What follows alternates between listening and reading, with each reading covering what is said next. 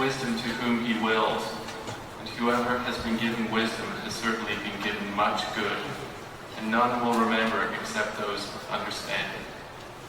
صدق الله العظيم.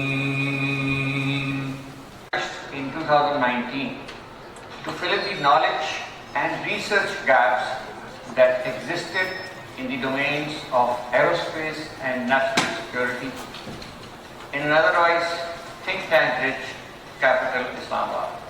To achieve our objective of being amongst the best think tanks of the region and with focused mission, CAS has made significant contribution by providing policy guidance on important issues of national interest, especially security, both in military and non-military domains, disseminated through direct as well as indirect engagement on a regular basis.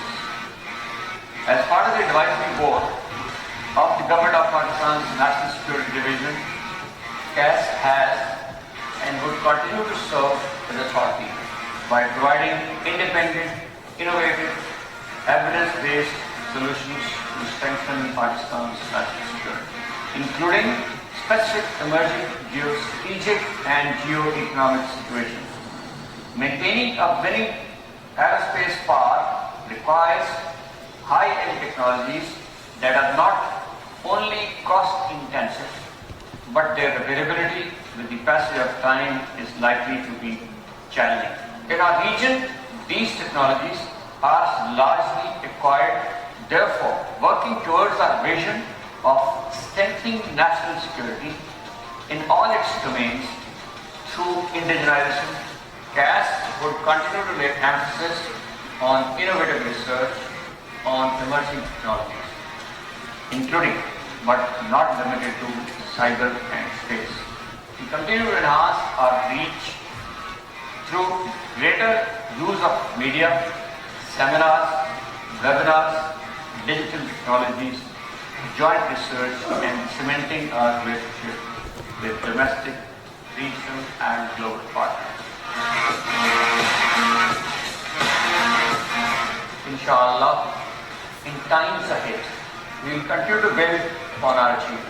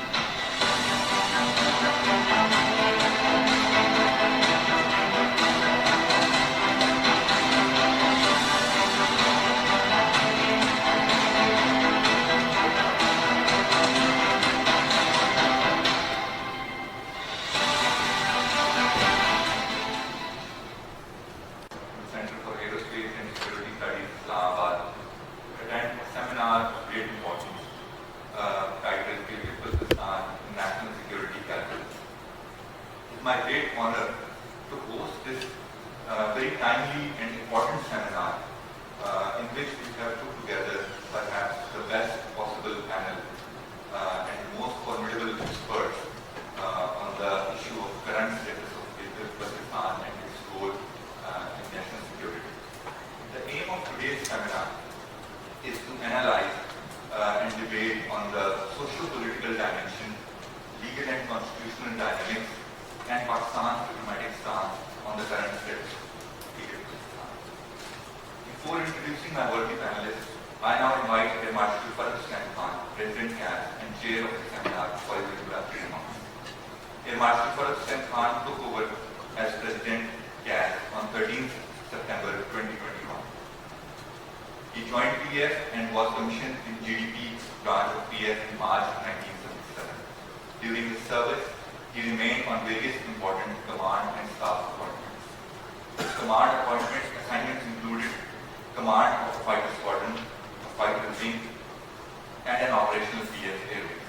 His appointments at Air Headquarters included Additional Director General, Air Force Strategic Command, Chief Project Director, JF-17 Program, and Vice Chief of the Air Staff, an appointment he held till his retirement in July 2020.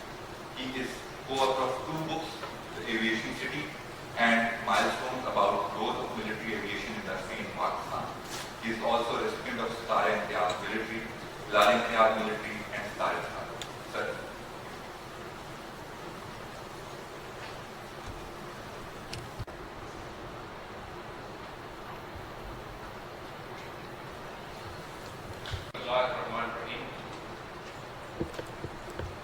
Honorable panel, guests, ladies and gentlemen, Assalamu alaikum, good morning. Gilgit Baltistan, formerly called GB, region comprises of 72,791 square kilometers of area and about 2 million population. The only region in Pakistan that shares 3 borders. The west with Afghanistan, the north with China, and the east with the Ladakh region, and of course Egypt. That itself is sufficient to define its geostrategic significance and its role in national security.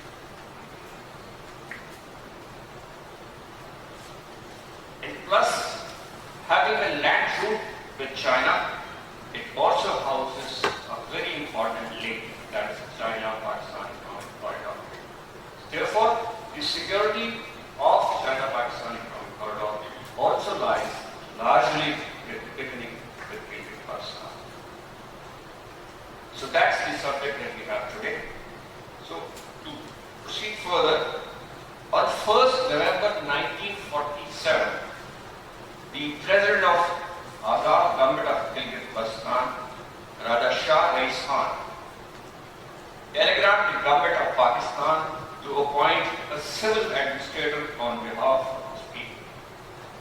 It was unconditional accession, an expression of the will of the people of Gilgit Baltistan collectively to be part of Pakistan.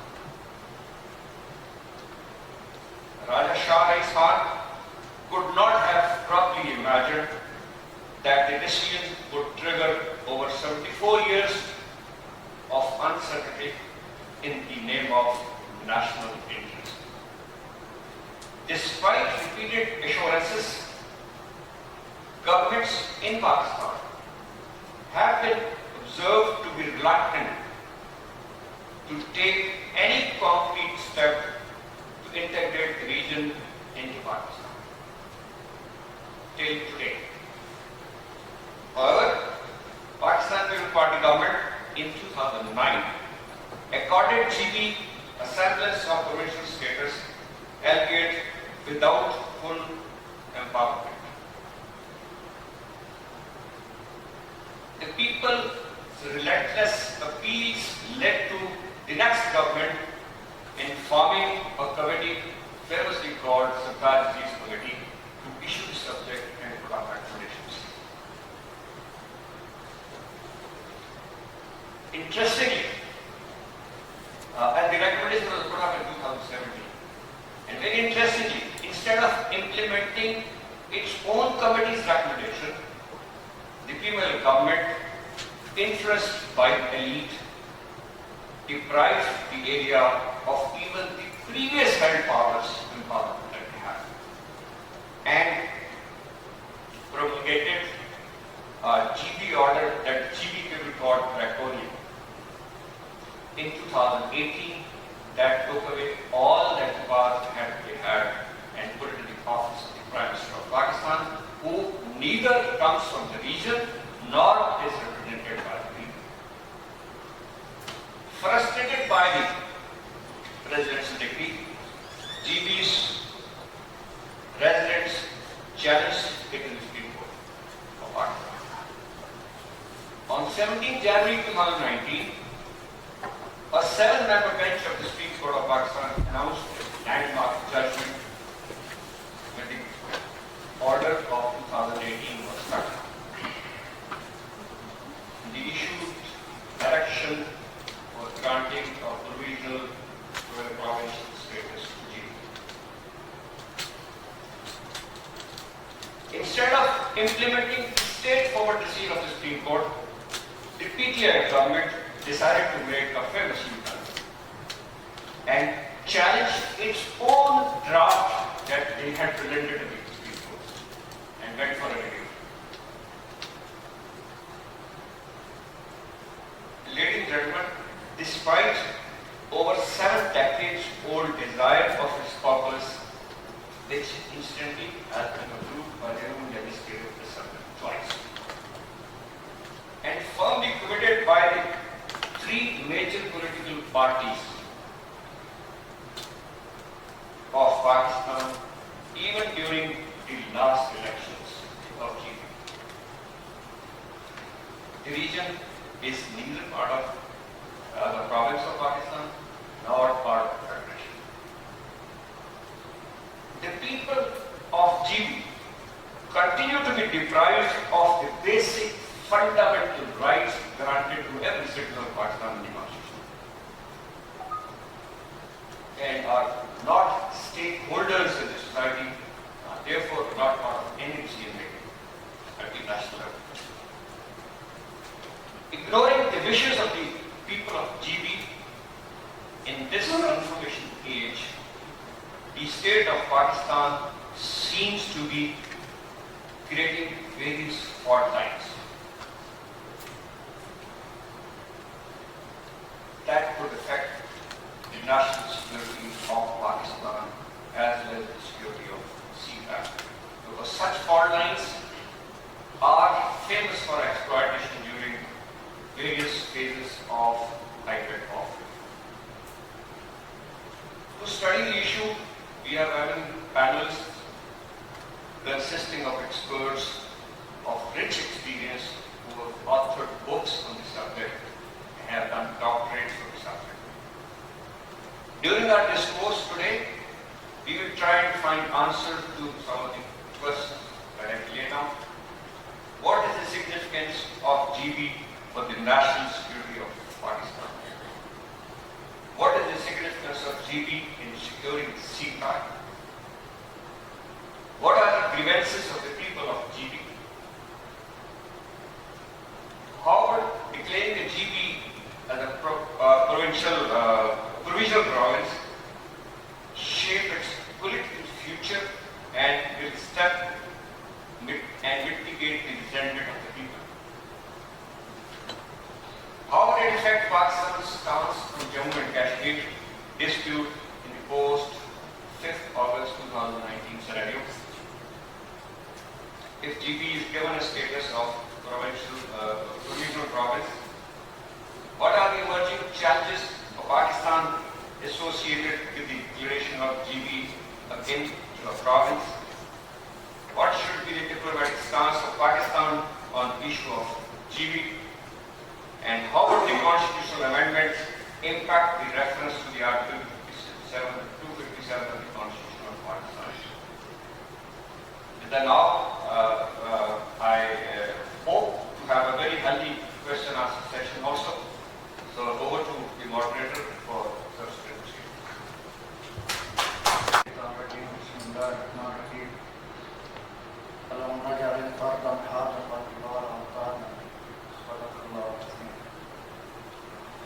Thank you very much, the leadership of GAS, and thank you very much everyone around for inviting me. And I'm so happy to be here, in the galaxy of intellectuals and then people from Gilgit Baltistan. Kaka, Fono, Boncha with you.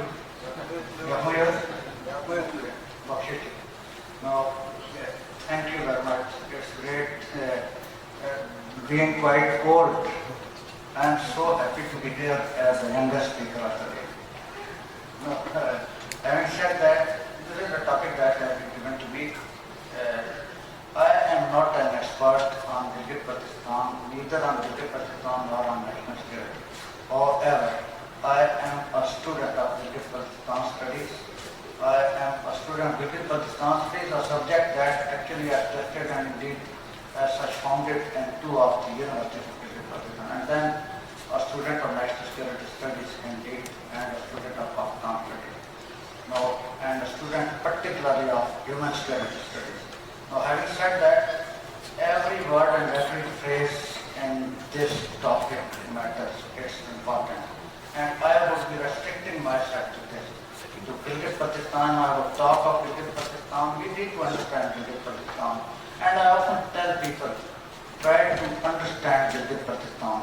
And if you cannot understand it, just enjoy it. Don't try to misunderstand it. One. Number two, Pakistan. Ladies and gentlemen, I will be talking of this topic, and I will be talking of Gilgit Baltistan as part of the construct of the state of Pakistan, both on structural and functional plan. Now, this is how I understand of this topic. And then, national security itself is not a monolith. National security, both words matter. What does security mean? There are, there could be as many opinions as are the people, as much as the people sitting here or elsewhere. And national, what and what not is national again is a matter of understanding and perspectives.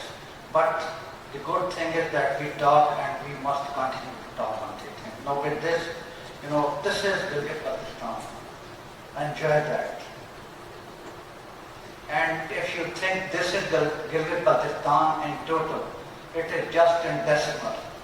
Your understanding is so far in decimal. And then again, this is Gilgit Baltistan.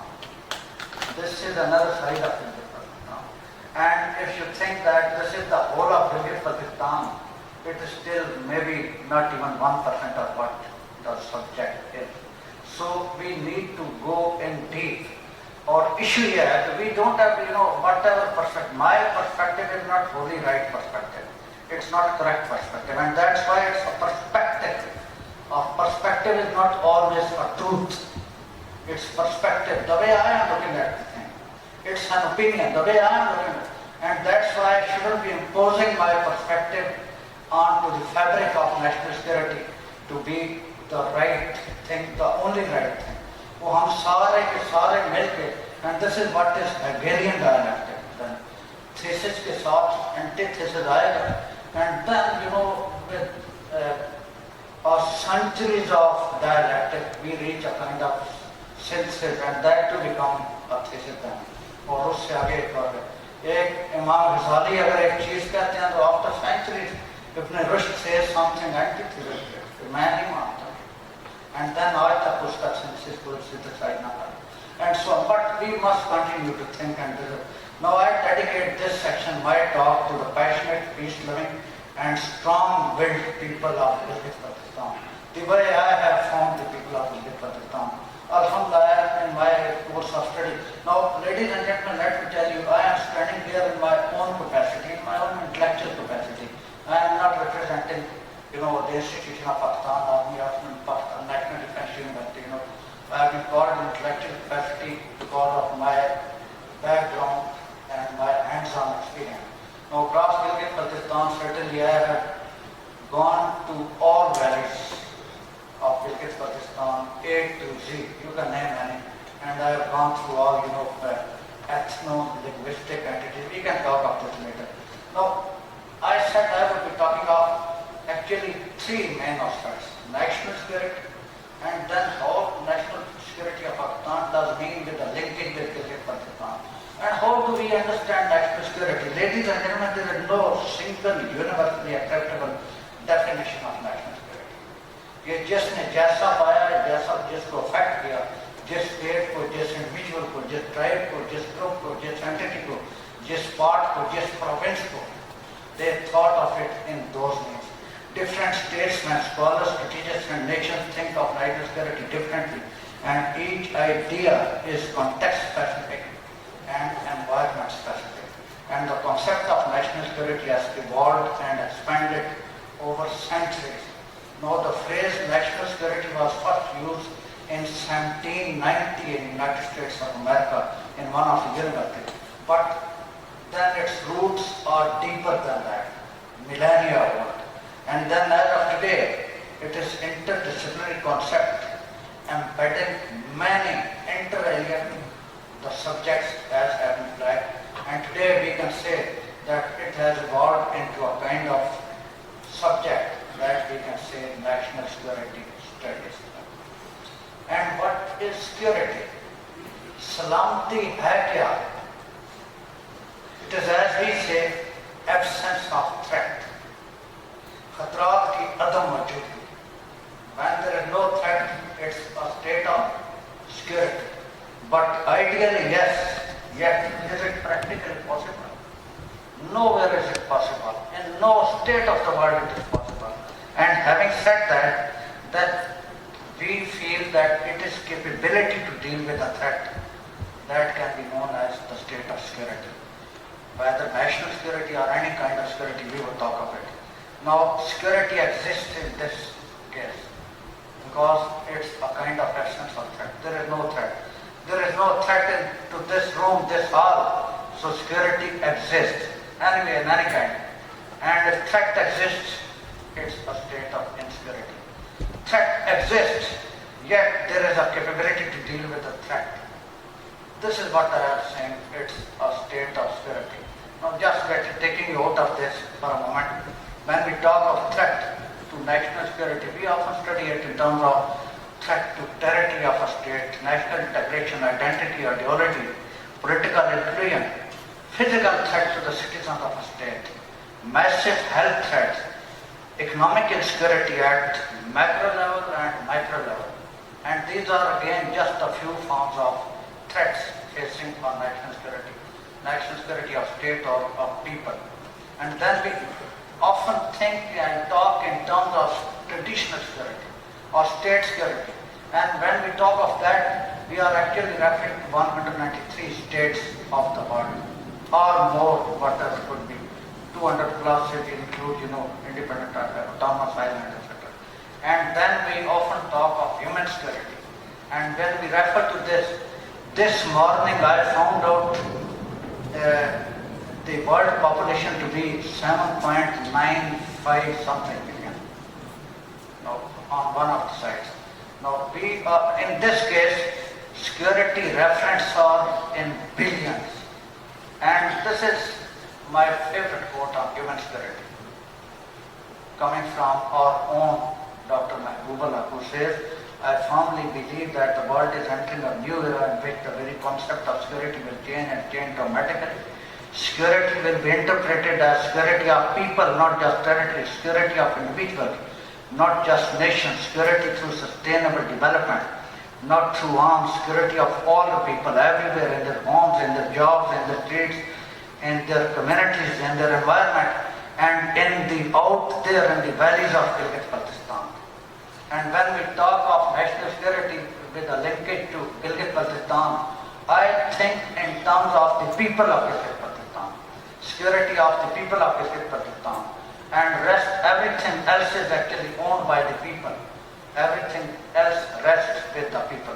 Now, having said that, when the concept that came up, we talk of comprehensive national security, and it includes all facets of state security or traditional security, and all facets of human security.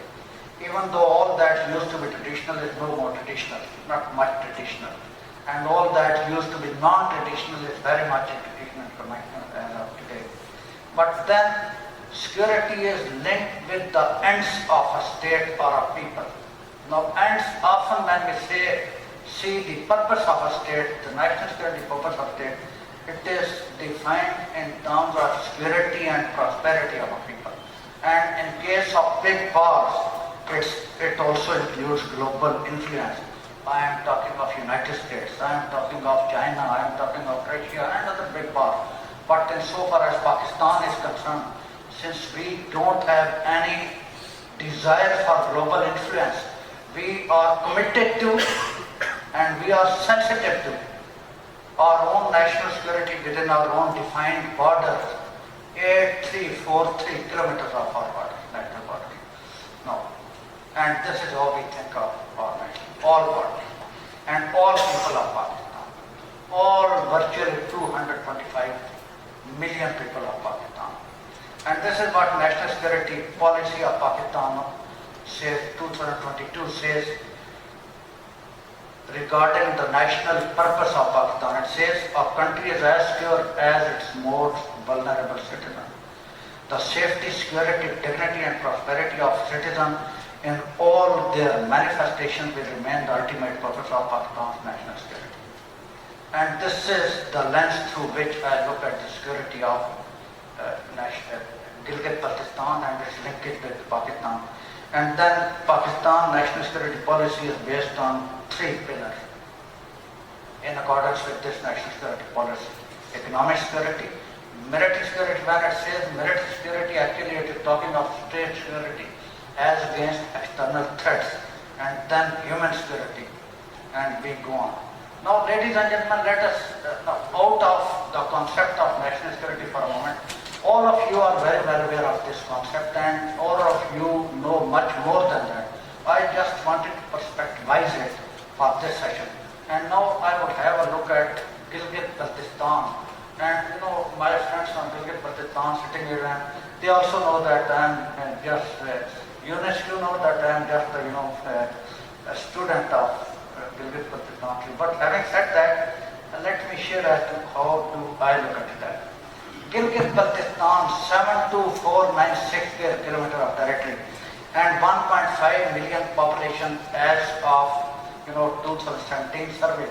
But now we consider it to be 2 million or 2 million plus of population, and things can best be seen through the prism of comparison. When we compare it with Fata, it is more than 2.5 times larger than erstwhile Fata. It is nearly 5.5 times as large as is Azad Jammu and Kashmir. It is larger than Sri Lanka in territorial area. And then I just tried to find out a comparison with the smallest, 36 smallest states and entities of the world. Their area combined is smaller than that of Gilgit Baltistan. Now this is how big is Gilgit Baltistan. But then I told you that when I study Gilgit Baltistan, I study Gilgit Baltistan as part of Pakistan within the region. And then in constituents of erstwhile Dogra state of Kashmir, Gilgit Baltistan has been the largest.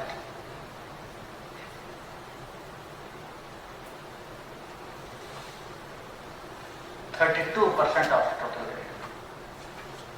Jitne constituents you can think of, even in terms of Aksai Chain and all that, Shaksgam and so on.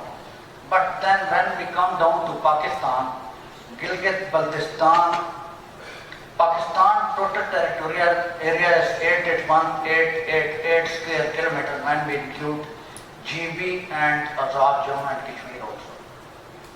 I mean, plus of 76095 square kilometers, as you know. GB is more than 8% of Pakistan on the whole. And when we consider it in terms of population, it is a little less than 1% of Pakistan. But it's not a mismatch. Usually you start from Alps, you pass through Caucasian region, you pass through Pamir, go down to Nepal. It's thin population density and mountainous areas across the world. The thinnest you will find in Ladakh region of Indian occupied Jammu and Kashmir. And now Islamabad capital territory, just next to the place we are sitting here, it is virtually the same population. This is the size of population. Pindi district population is 5.2 million people. But this has an effect on security of Gilgit Baltistan, human security of Gilgit Baltistan, and effect both positive and truly manic on national security of Pakistan. Gilgit Baltistan, ladies and gentlemen, those who don't know, comprises 3 administrative divisions, 10 district, 27 tehsil and sub-divisions. and 706 villages. ये आखिरी वाली बात ये है, it may be a piece of information even for my friends from Gilgit Baltistan. Now, okay, having said that, GB जैसे Air Marshal Khalid कह रहे थे, commonly known as GB, तो I remember my doctoral thesis went abroad also the way it goes. When it came back from Dr. Richard Boney, who died later, a British historian, so he objected to the term GB. He said this candidate must write it for Gilgit Baltistan because GB is Great Britain. So I said that must be good for you, for us it's Gilgit Baltistan. And it's diversity, not differences. Diversity is on geographic, ethnic, linguistic and sectarian lines. And these are a few languages spoken in Gilgit Baltistan, major languages. In Pakistan, a total of 69 major languages are spoken in Pakistan, जिनमें 16 are largest spoken by people in millions. Among them, these are 5 are major languages, 2 are Somali languages, but all are the color of Pakistan. Pakistan का अगर north and south देखा जाए तो Pakistan starts from Gilgit Baltistan. There is no concept of Pakistan without Gilgit Baltistan. Pakistan को linguistically north south देखा जाए तो Pakistan starts from Balti and Wahi language, goes down to Sindhi, Urdu, Balochi and Dravi. There is no concept of Pakistan without these colors of Pakistan. This is the term in which, through which I look at the national security of Pakistan. And it is 6% of population is living in rural areas, while remaining 14% lives in major towns, including Gilgit, Skardu, Astor, Gapuj, and so. Now, a word on last now. The most important thing now, national security significance of Gilgit Baltistan and its linkage with Pakistan. And I told you that I look at Gilgit Baltistan through the lens of Pakistan and Pakistan. Now look at Pakistan, the way Pakistan is placed in the world. The most important thing in Gilgit Baltistan that gives it a linkage with Pakistan is its geography. And when I say geography, ladies and gentlemen, I start with human geography and then comes physical geography. But both are located within the same space indeed. Both are linked inextricably with each other. Now, having said that, when we talk of the significance of the geography of Gilgit Baltistan, both human and physical, we first would have to look at Pakistan as to where is Pakistan located. Look at Pakistan's location itself. Centrally it is located within Asia, North Asia, Central Asia, Southwest Asia, Southeast Asia, East Asia and South Asia itself. Pakistan is the fulcrum of Asia. When we say that Pakistan has geostrategic significance, whether we use that geostrategic significance and or not to attain our national security objectives or not, but it does. Now coming down to Gilgit Baltistan, moving towards Gilgit Baltistan, ladies and gentlemen, 10 famous river basins in South Asia and Iranian areas can be found on the map. And among them, 3 river basins flow through or around us. Indus River Basin, Amud River Basin and the Tarim River Basin. Indus River Basin. We are people of Indus Valley. Starting from Punjab and Khabru, right down to Karachi and Gwadar, we are people of Indus Basin. We are people of Indus Valley. Gilgit Baltistan is part of Indus River Basin and thus a natural part of Pakistan. Now this is how Pakistan is constructed structurally. From Punjab to Karachi and Ranchi to Gwadar. This is how we look at, this is my lens of looking at Gilgit Baltistan through the prism of Pakistan. And Ladies and gentlemen, when I say that Gilgit Baltistan is strategically significant, this statement does not have a zero-sum relation with other parts and provinces of Pakistan. There is no zero-sum relation. Punjab has its own strategic significance. Azad Jammu and Kashmir has its own strategic significance. So is Khyber Pakhtunkhwa, erstwhile FATA, Balochistan, Sindh, all parts and provinces. Now, having said that, now since in context is Gilgit Baltistan, we would talk of the region as immense strategic significance, and we look at it through geography, as I said earlier, then economic security as part of national security processes, CPEC, water security. Gilgit Baltistan is known as the water tank of Pakistan. Now, this is how it is important not only for water security but also for economic security of Pakistan, and again for energy security. Then cultural security and defense aspects, as has already been said, I will come up to that. It is a land of gigantic mountain watersheds, where three mightiest mountain ranges meet. A land of unique geography, unique culture, and all this is important for Pakistan's national security, including human security of Pakistan. Unique demography, unique history. Now this is how this part of South Asia was made up. Nearly 55 million years ago, Indian and Eurasian continental plates collected here at a place nowadays known as Sikandrabad in district Nagar of Gilgit Baltistan. Now, epigraphical evidence in the form of rock art provides some information on how society evolved on religious, ethnic and cultural lines.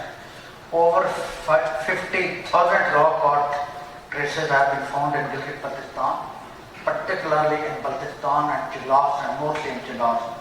And these, I term them as books written by the people of ancient era for the coming generation, for us to carry out scientific study of their culture and draw a linkage with our security as of today. These rock carvings suggest that earliest human history in Gilgit Baltistan goes back to 5th millennium BC. Now this too has a great linkage with our national security. GB has been centrally located in erstwhile Silk Route, also known as Silk Road, and unique religious transition, unique evolution of society, unique religious transition, Bonchos to Buddhism, Buddhism to Islam, and within Islam, जब आप देखते हैं कि different, no, Gilgit Baltistan itself is not a monolith. It is heterogeneously homogeneous unit of Pakistan. And then उसके अंदर आप different इलाकों के अंदर rightly placed different sects देखते हैं Islam की. It too has a historical and geographic linkage and realities, and then unique evolution of society, starting with 47 and before, and coming down to 2022. It's dreamland of mountaineers. It's fulcrum of the north. And Gilgit Baltistan had a great role and place in great game setting of 19th century.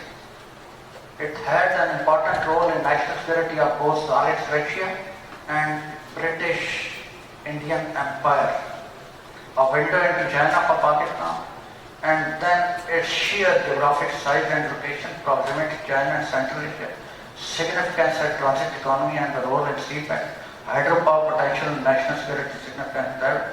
Gilgit Baltistan is located between Xinjiang, Central Asia, Wakhan Corridor, Chitral, Malakandvi and Hazara, Azad Jammu and Kashmir, Ladakh region of Indian illegally occupied Jammu and Kashmir, and Aksai Chin, and Tibet is the distant neighbor. Now, just look at its significance of Gilgit Baltistan as a unit.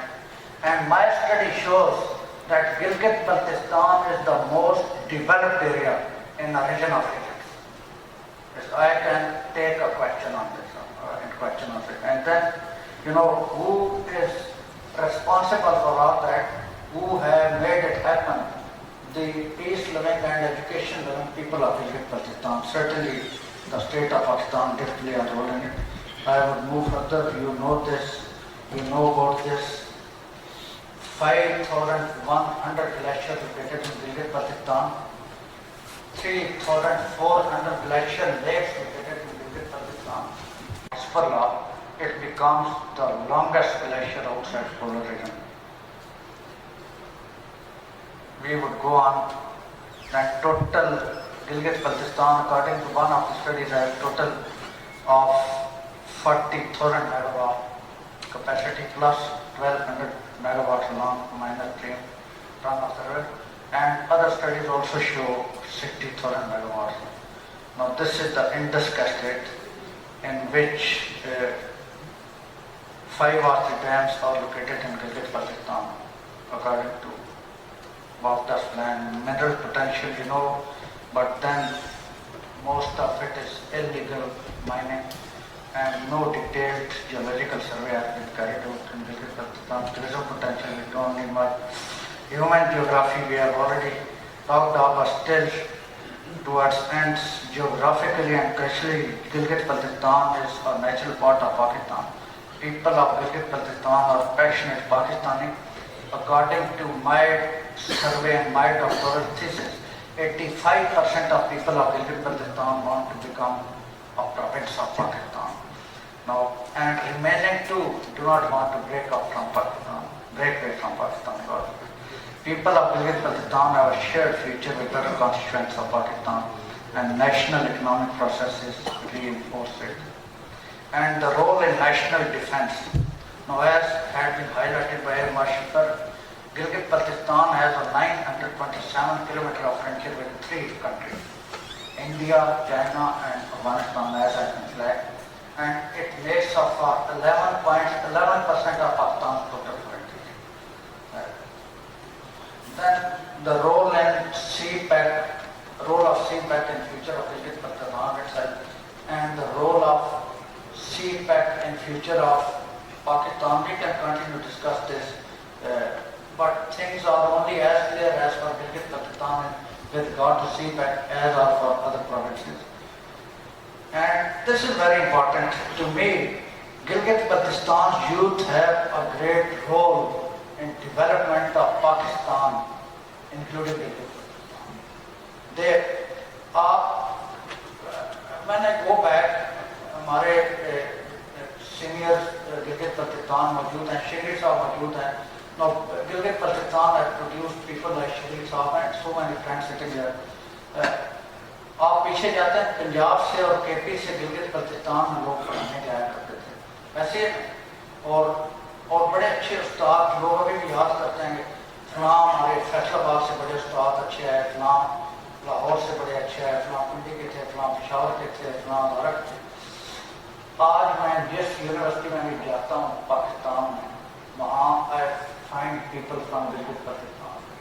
The other day I met somebody, Dr. Saab, Dr. Saab is I am teaching in University of Narwal. Now Gilgit Baltistan has produced the people of the grade of professors, intellectuals, scientists working in Pakistan and elsewhere in the world. It's education, love for education of the people of Gilgit Baltistan, especially youth.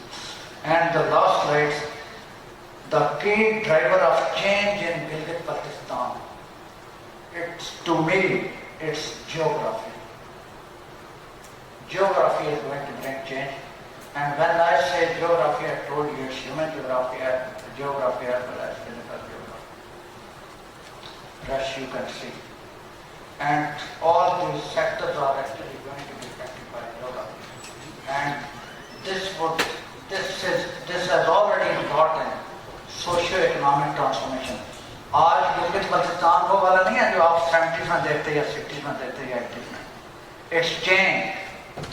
It's socio-economically well-connected and well-transformed entity of Pakistan, the best transformed entity of Pakistan. And this all is actually leading to prosperity in Gilgit Baltistan. And link it with what I said earlier.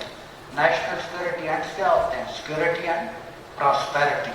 And to conclude, national security of Pakistan is inextricably linked with Gilgit Baltistan.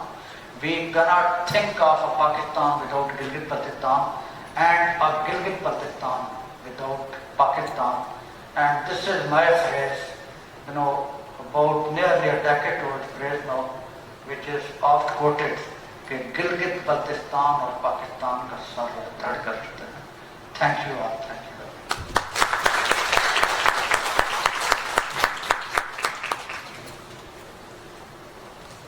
Air Marshal, President of distinguished guests. I had a presentation, I gave it up. And I had a speech, I'm not going to read it. इसलिए कि ये सब कुछ कह दिया president साहब ने और जनरल ऐसा महमूद साहब जब जनरल हुए तो हमने मुबारक दी कि हमारा पहला बंदी जनरल हुआ. He has warned us and we won. So thank you very much for being part of the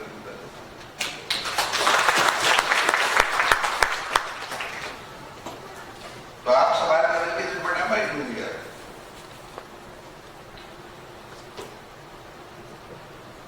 मैं यहाँ मैंने सोचा कि फिर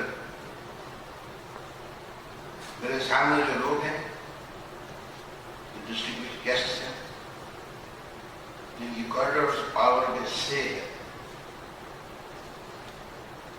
जो पॉलिसी जब बनाई जाती है तो इनकी बात सुनी जाती है. तो हमारी मेरी और गिलगित बल्तिस्तान के लोगों की रिक्वेस्ट है कि हमारे कुछ जिले हैं, हमारी कुछ मुतालबे हैं, हमारी कुछ शिकायतें हैं और हम ये सब कुछ अपनों से ही कर सकते. I belong to the generation which was brought up for loving Pakistan.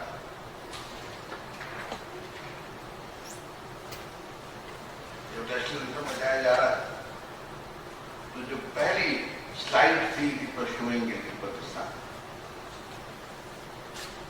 मेरे पास I have Pakistani passport. I have Pakistani CNIC. I have served with Pakistan. The people of Gilgit Baltistan are serving for Pakistan. And we have never thought that we're not part of Pakistan. But unfortunately, legally we are not Pakistanis. लिहाजा आपसे तो कुछ थोड़े से सवाल होंगे. Briefly तो कुछ चीजें रह गई हैं. I think I will try to say something on that which again is a part of our problems, our issues and our demands.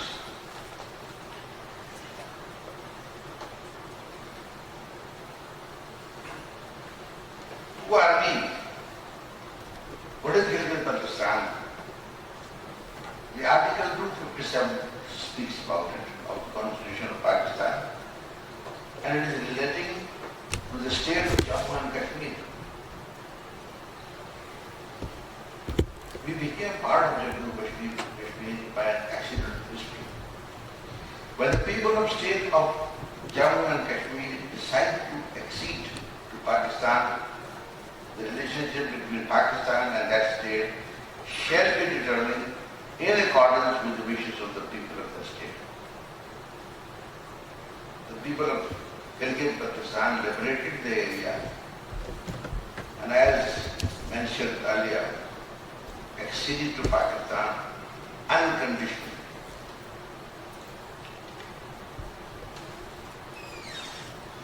And what happens to us? The area is given to the federal government on an agreement of 1949, and that agreement was between the local Kashmiri leadership not there. And that sealed our fate. And what happened? The administration was given to the NWFP, the former NWFP province. And what did they do? They sent the Silla, who became the political elite, who thought that he had been sent to an area which was a tribal area. Nobody asked us, but that was the administrative structure which was foisted on us. And on his recommendation, treating us like a wild tribal area, frontier crime regulation, black law, in addition to the suppressive laws of the Kashmir state were added. And then we were governed under that structure till 1977. It's at early 70s. It was the Pakistan People Party for the first time which abolished the FCR, which abolished the Jagirdari system, which abolished Begari. I think most of you would know what is Begari. Begari was the free labor which villagers were required to provide to the government of the Raja at that time and later on the government of Pakistan. Thanks to Mr. Bhutto, he abolished it. But then what happened? He, being a democrat, did not think about giving the state-level representation to the people or to some empowered elected government. He created some legal frameworks. And those legal frameworks were decrees, administrative orders, SROs, rules of business. And that is how this area has been governed. That is how the administrative has been structured there. A section officer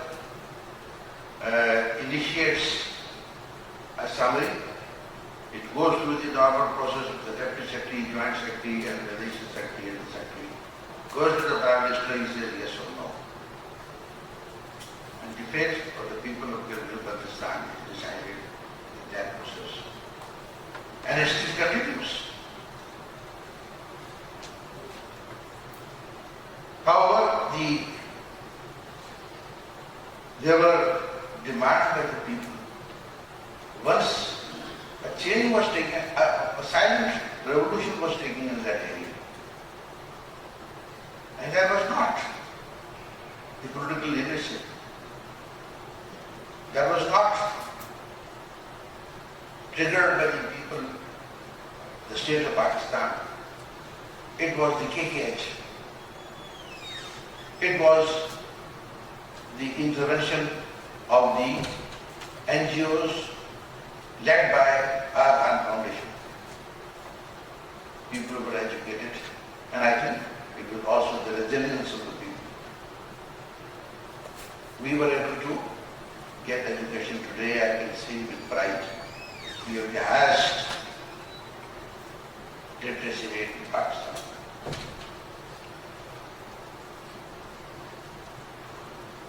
In 2009, again, the Pakistan People Party training came up with again a decree and a presidential order. It was not. They provided a structure which was based on a report the report was later on. They provided the structure. They gave us the name of a province. They called us Gilgit Baltistan. They gave us the designation of the governor. They gave us the designation of the chief administration. So at least it gives us a semblance of a province. And then on, we were being accepted as a part of Pakistan, generally by the people.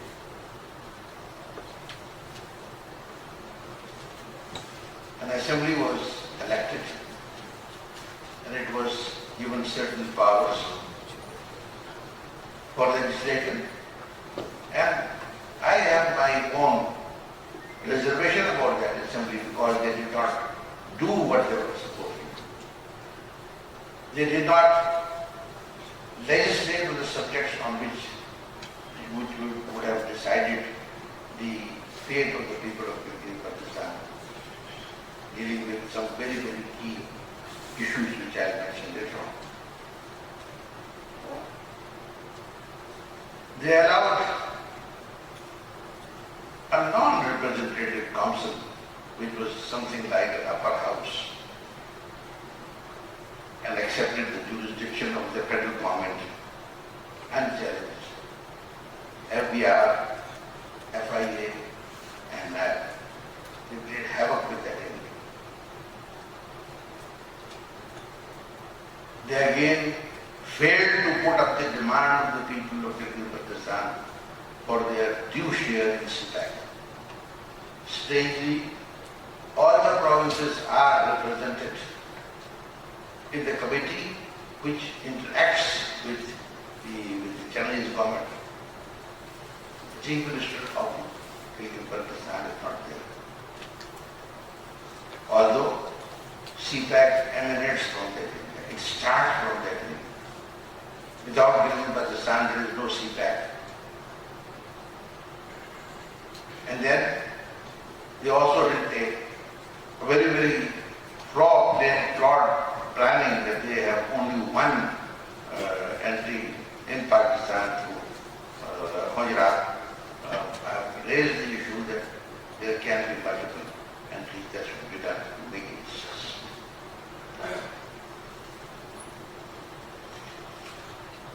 As I said, as people were educated, as the youth became aware, there was a growing demand, and the demand was where we had been brought up that we are part of Pakistan. It has become a movement. It is a unique movement which says we want to be part of Pakistan. It is not a movement that we say we want to go away from Pakistan, and our people are arrested for saying that we want to become part of Pakistan. And that is my complaint. वो मेरा शिकवा है और वो मेरी गिला है. Under great pressure, Sardar Jaji's committee was formed, and I must say the Ministry of Foreign Affairs played this time a very, very positive role, and they came up a very, very positive report. This report recommended representation in the parliament, that is both houses, provisional status of the province, representation in all the parliament and statutory committees. These are the committees like CPAC, like ISRA, where our fate is decided, but we are not there. So they said a representation of the Gilgit Baltistan through the assembly should be there.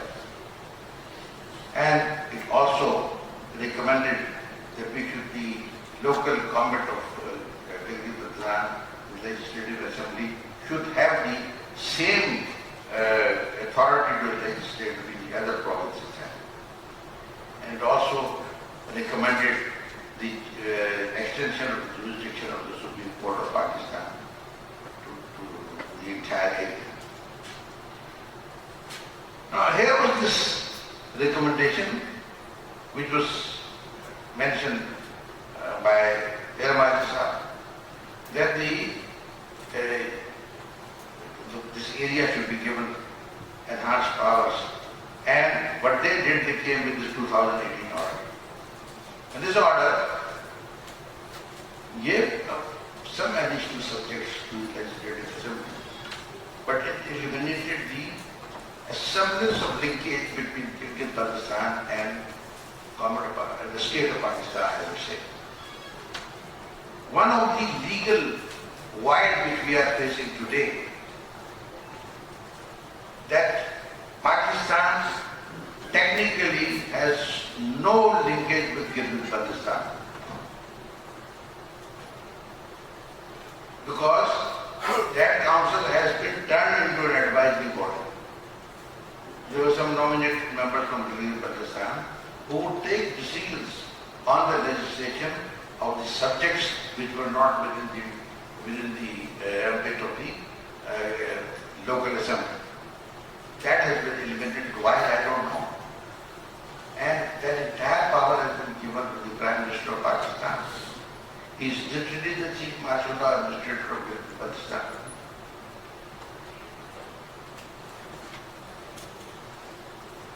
This order was luckily struck down by the Supreme Court.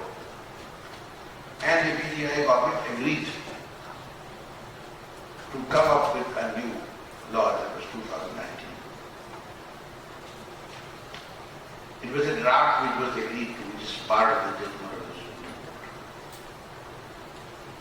And the PGI, for some odd reason, decided to challenge their own agreed order. So the present status is we are in a limbo because the case is pending in the Supreme Court of Pakistan for the beginning. In the meantime, the local assemblies, they had to have elections, and then all those parties went there, and I think it became big tamasha because every national leader was in Pakistan and trying to talk to all the political parties and all that. And there, fortunately, the people, the youth, demanded that Pakistan should be made a part of Pakistan and a province. So every political party promised that, okay, we will make you a province, we will integrate you to Pakistan. And in order to address the issue of the impact of the Kashmir, we agreed that, okay, let it be a provincial status in the province of Pakistan. The resolutions have been passed by the local assembly not once, twice. Once for full integration, second time for provisional integration. So this unfortunately passed, what was again very, very unfortunate. I also wrote a piece on that. The government of BDI, they came up with a constitutional amendment that was being processed, but ordered, instead of depending on the two resolutions already passed, they sent it back to the Congress chief. And there, unfortunately, our own people almost scuttled it, they stalled it by raising objections which were neither legal nor proper. And with the result today, we have lost a big opportunity of being integrated. Our major problems are, which I have already said, that we have undefined constitutional status, compromising our fundamental rights. We have not been able to deal with the issue of the land ownership rights and its settlement. I'm surprised and I'm amazed at this, that we are told to follow the laws enacted by the Kashmir state. We are confronted with the agreement of the British with the Sikhs, the basis for depriving us of our fundamental rights. It is straightforward, simple. We liberated the area, this is our area. This land is ours. We have given it to Pakistan and we are prepared to accept any laws which Pakistan would like to apply. But today, we are being deprived of the land, and I think it has become a big issue. And nobody is taking it seriously. There is a need to deal with that issue. There is unfortunately lack of interest in the development of the hydropower. There's a lot of statement about the tourism, but nothing about it being done. Again, the funding for the development is very limited, keeping in view the difficult terrain. And last but not the least, no concrete steps are being taken for the environmental protection. Today, we have this huge numbers of people from Pakistan going there. It has created business opportunities, prosperity in that area, but it is also destroying the environment.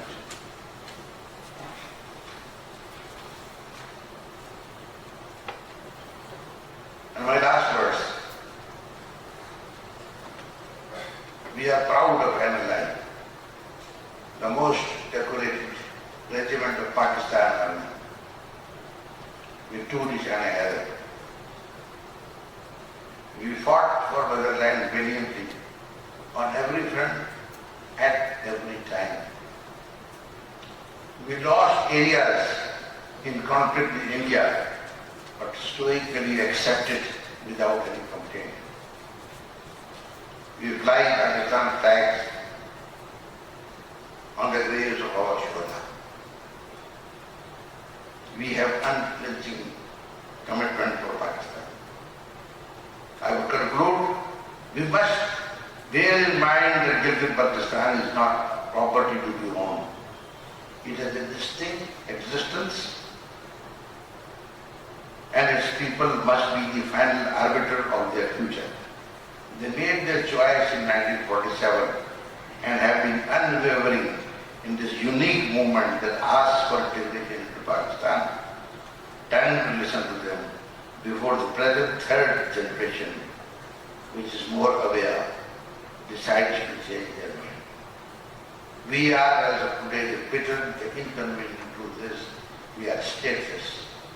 And the stateless people can be very dangerous. Thank you very much.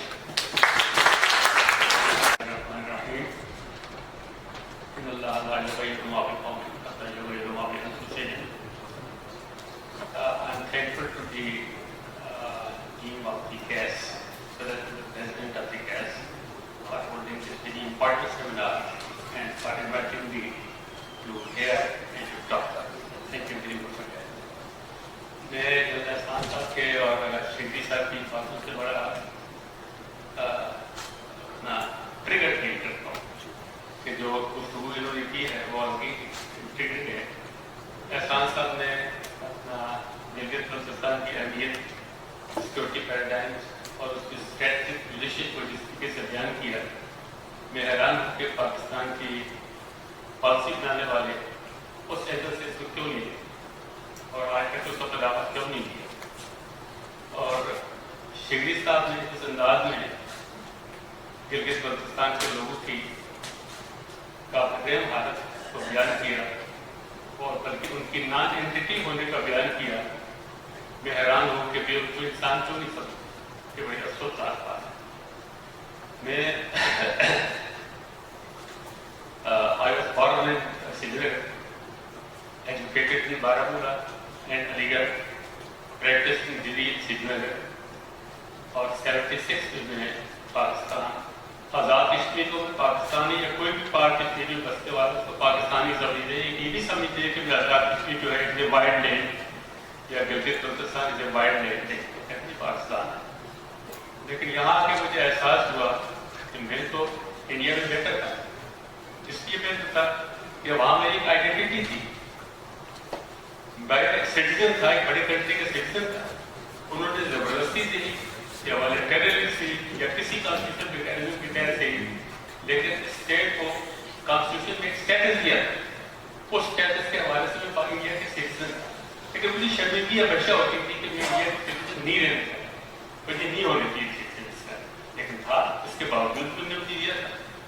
जब मैं यहाँ आया तो मैंने यहाँ देखा कि ये जो पाकिस्तान है ना आज़ाद है ना आज़ाद कश्मीर है, और ना पाकिस्तान में इसका कोई मुकाम है, और न उस लिहाज से मैं पाकिस्तान के आइन का हिस्सा हूँ और न मैं शहरी हूँ पाकिस्तान। ये शिक्की साहब ने अपने पासपोर्ट की बात की है, ID कार्ड की बात की है, सेम अप्लाई तो नहीं है।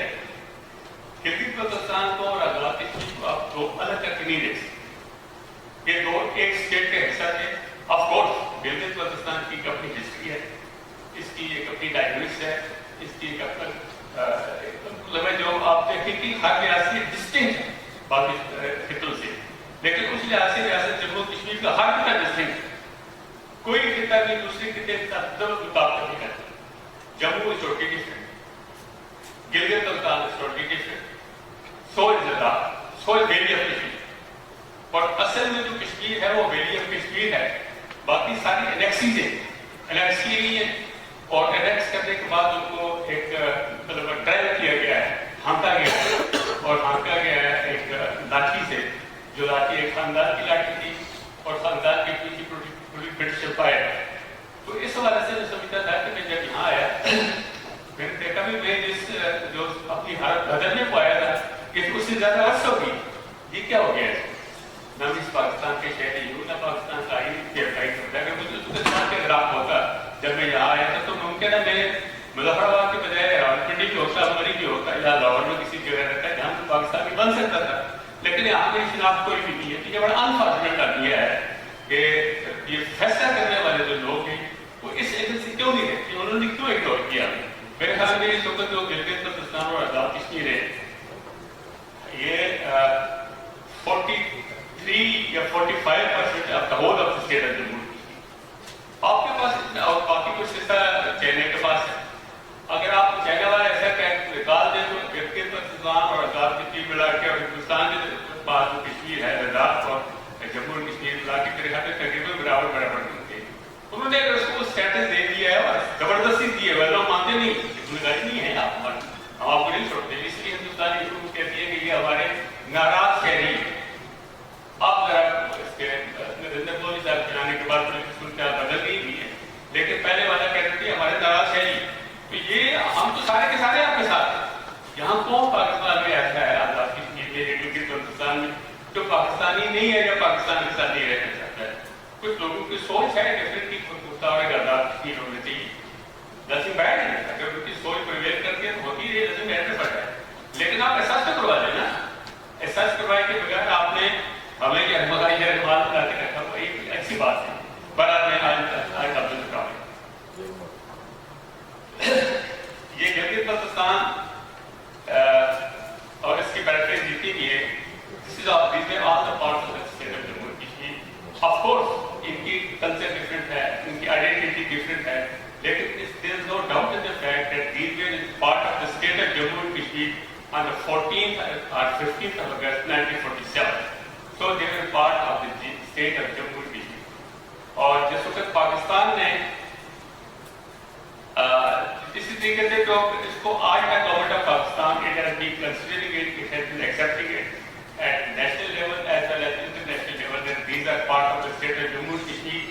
اور یہ سیکورٹی کونسل کی ریزولوشن بھی یہ کہتے ہیں پاکستان کا آئیڈینٹی تقریباً بٹوین دا لائنز یہی بات کہتا ہوا ہے. اور پریکٹیکل پوزیشن جو گراؤنڈ پہ ہے وہ کسی بات کہتی ہے کہ یہ جو ہے یہ state of Jammu and Kashmir کے حصے ہیں، اس لیے یہ ڈسپیوٹڈ ہے. اور آج تک جلدی کمیٹی میں میں نے رپورٹ پڑھی ہے سب نے جو گلگت بلتستان کے لیے پرٹیکولرلی جو زیادہ کمیٹی گلگت بلتستان کے حوالے سے بنی ہے کہ ان کو رائٹس دیے جائیں، کانسٹیٹیوشنل رائٹس دیے جائیں.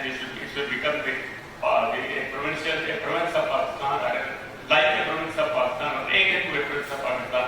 لیکن ہر جگہ اس کو ویٹو کیا گیا، particularly form of the level میں جا کے ویٹو کیا گیا کہ نو، اس سے ہماری ڈپلومیٹک پوزیشن خراب ہو جائے گی. It will be India will exploit it کہ it is violation of security council resolution. آج تک سارا فرسٹیٹ جتنا بھی ہوتا رہا لوور لیول پہ ساری باتیں ریکمنڈ ہو کے آتی ہیں کہ اس کو بنا دیا جائے، لیکن وہاں جا کے کافی نہیں ہمارے ڈپلومیٹک ریلیشن خراب. گلگت بلتستان کا المیہ آزاد کشمیر کے مقابلے میں ذرا زیادہ ہے، اس لیے کہ Gilgit Baltistan was governed by the SCA right from 1947 till 2009, practically 2009. وہاں SCA کے تحت تعلق کرتے تھے. ایک البتہ کوئی سمجھ نہیں آتا تھا وہاں سے کون چلاتا ہے. اس کی لوکل پارٹیسپیشن کسی جگہ بھی نہیں تھی، کسی ہلکے میں لوکل پارٹیسپیشن نہیں تھی. ایک کمیٹی نے 74 میں ویژولاز کیا کہ بھائی اس کو ایک فورم بنا دیا جائے جو لوگ اس کو گورن کریں، لیکن اس کا عمل نہیں ہوا. 94 میں جا کے ایک تھوڑی سی semblance of public representation was given in Gilgit Baltistan, لیکن that was also not materialized. 99 میں پھر جا کے تھوڑا اس کا سدھری ہے، لیکن اصل جو تبدیلی آئی ہے وہ 2009 میں آئی ہے کہ تھوڑے بہت لوگوں کو اس میں شامل کیا گیا. اب دیکھیں the people of the Gilgit Baltistan, so important area, they were driven by a person of the level of the section officer of the government of Pakistan. اب اس سے بڑی بےزتی کیا ہو سکتی ہے، اس سے بڑی حقیقت کیا ہو سکتی ہے، اس سے بڑی ڈس آنر کیا ہو سکتی ہے علاقے کے لوگوں کے لیے، علاقے کے لیے. اس طریقے سے کام کیا جا رہا ہے. تو یہ اس وقت تک تھا. اب جس کو سرکار کمیٹی کی رپورٹ آئی اس کے بعد ایک بہتر صورت پیدا ہوئی جو 2018 کا لا بنا جو وہاں سیلف گورننس آرڈر جو ہے اس میں اسمبلی بنا دی گئی. اسمبلی میں تھوڑا سا فارمیٹ دے دیا کہ اس کو پاورس اس کو دے دیے گئے. لیکن worst part of it is that the powers of the legislation as well as the executive powers of the in relation to Gilgit Baltistan are vested in the Prime Minister of Pakistan, not in the government of Pakistan. اب دیکھیں prime minister of Pakistan section officer کے درمیان کوئی فرق نہیں ہے.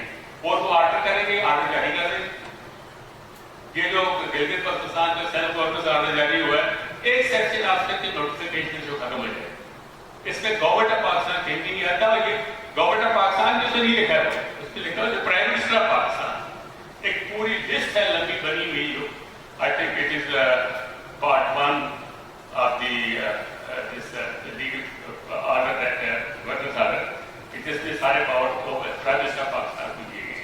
یہ صورتحال ہے اس وقت بھی, حالانکہ بہت اچھا لاभ ملا ہوا ہے, اچھی پریزنٹیشن ہو گیا. اور ساری اس کی almost it is replica of chapter part 6 part 4 of the Constitution of Pakistan, which relates to the governance of the states, of governance of the provinces of Pakistan. اس کا ریپلیکا ہے یہ سیلف گورننس آرڈر 2018 کا. لیکن یہاں جا کے جو mistake کی گئی وہ یہ کہ پاور سارے کے سارے پرائم منسٹر آف پاکستان کو دے دی. جہاں تک state of Jammu and Kashmir کا تعلق ہے, جس کا گلگت بلتستان حصہ تھا, کانسٹیٹیوشنل ایسپیکٹ جو میں گزارش کروں گا. Jammu and Kashmir was an autonomous princely state under the British empire with all powers of the federal nature vested to the British law. یہ بڑی امپورٹنٹ بات ہے. لوگ یہ سمجھتے ہیں کہ بھئی جو ہے state of Jammu and Kashmir ایک پرنسلی اسٹیٹ تھی, so that way was a sovereign state no not at all. کوئی ساورنٹی اس کی نہیں تھی, اس کو برٹشرز گورن کرتے. اس میں آپ دیکھیں گے بہت سارے گورنمنٹ آف پاکستان جو اس کو برٹش گورنمنٹ سے نوٹیفکیشن جاری ہوئی ہیں, جس کے تحت ایون مائکرو لیول کی جو ایڈمنسٹریشن تھا state of Jammu and Kashmir میں وہ بھی برٹشر چلاتے. آپ 1000 روپے سے زیادہ تنخواہ کا ملازم نہیں رکھ سکتے. 1000 روپے سے زیادہ کی جو بجٹ ہے وہ آپ سینکشن نہیں کر سکتے اندر ریزیڈنٹ سری نگر علاقہ. سو یہ کہنا کہ انڈیپینڈنٹ اسٹیٹ کی اور انڈیپینڈنٹ اسٹیٹ کے حوالے سے اپنی انڈیپینڈنٹ آئیڈینٹی ہے, اور انڈیپینڈنٹ آئیڈینٹی کو بحال رکھنے کے لیے ہم اس کے کسی حصے کو الگ نہیں کر سکتے. نو, گلگت بلتستان اب 35 پہ اس کے تحت جو ڈیلیگیٹ کیا گیا تھا اس کے ساتھ ہی اس کو ریزو کو, اس میں بھی بڑی کلیئر بات ہے. آپ اس کے ساتھ بات ہے کہ جب ہندوستان کی پارٹیشن ہوئی وہ نوٹیفکیشن واپس ہوا, لیکن اس وقت تک تو سارا کی سارا ان کے پاس تھا, ان کے پاس میں بھی نہیں تھا. گورنمنٹ آف انڈیا ایکٹ تھا, اس میں ریاست جموں کشمیر کے لیے 4 seats in federal assembly, federal legislative assembly میں ریاست جموں کشمیر کے لیے 4 سیٹیں ریزرو تھیں, اور سینٹ کے لیے اپر ہاؤس کو کہتے تھے اس کے لیے 3 سیٹیں ریزرو تھیں ریاست جموں کشمیر کے لیے. Had it been an independent state or not part of the British India, of course not technically part of this constitutionally part of British India, but British India always assumed it is a part of British India, اور اس لحاظ سے انہوں نے ان کی سیٹیں مختصر کر کے دی, اپر ہاؤس میں بھی کی تھی اور لیجسلیٹو اسمبلی میں بھی کر کے. اب آتے ہیں پاکستان کی جو سیکٹس ہوئی ہے اس وقت. When Indian Independence Act was passed in 1947, the standstill agreement proposed by the ruler was accepted by the government of Pakistan. Consequently, it entered into the shoes of the British constitutional authority over whole of the state on 15th of August 1947. So Pakistan failed in asserting its authority and fulfilled its obligation. یہ جو standstill agreement جب پاکستان نے accept کیا اور India نے نہیں کیا, اس وقت پاکستان کی پوزیشن وہی ہو گئی جو برٹش گورنمنٹ ہے. لیکن انفارچونیٹ پاکستان نے پوزیشن اپنی ایسرٹ نہیں, ایکسرسائز نہیں کی, انہوں نے کنٹرول نہیں کیا اس ریاست, پوری ریاست جموں کشمیر کا. ایک سائلنٹ قسم کی بات شروع ہو گئی جس میں پاکستان نے ہمیشہ جیسو نہیں کیا, میں کہا کہ لوکل لڑ رہے ہیں, ان کے ساتھ جو ٹرائبل آئے ان کی مدد کے لیے آئے ہیں, ہمارا کوئی مدد نہیں ہے. اٹ شوڈ ہیو ڈن, اس لیے کہ جب انہوں نے دے دیا تھا اس کو ایکسپٹ کر لیا تھا تو ان کی حاصل تنگی تھی. پر اب اس صورت آپ کو seizing the opportunity that India procured accession under ruler of the state on 26th of October 1947 and state about the position before 37, what it existed. I won't segregate Gilgit Baltistan from the rest of the state because they were part of the state of Jammu and Kashmir and under the governance of the Dogra rule.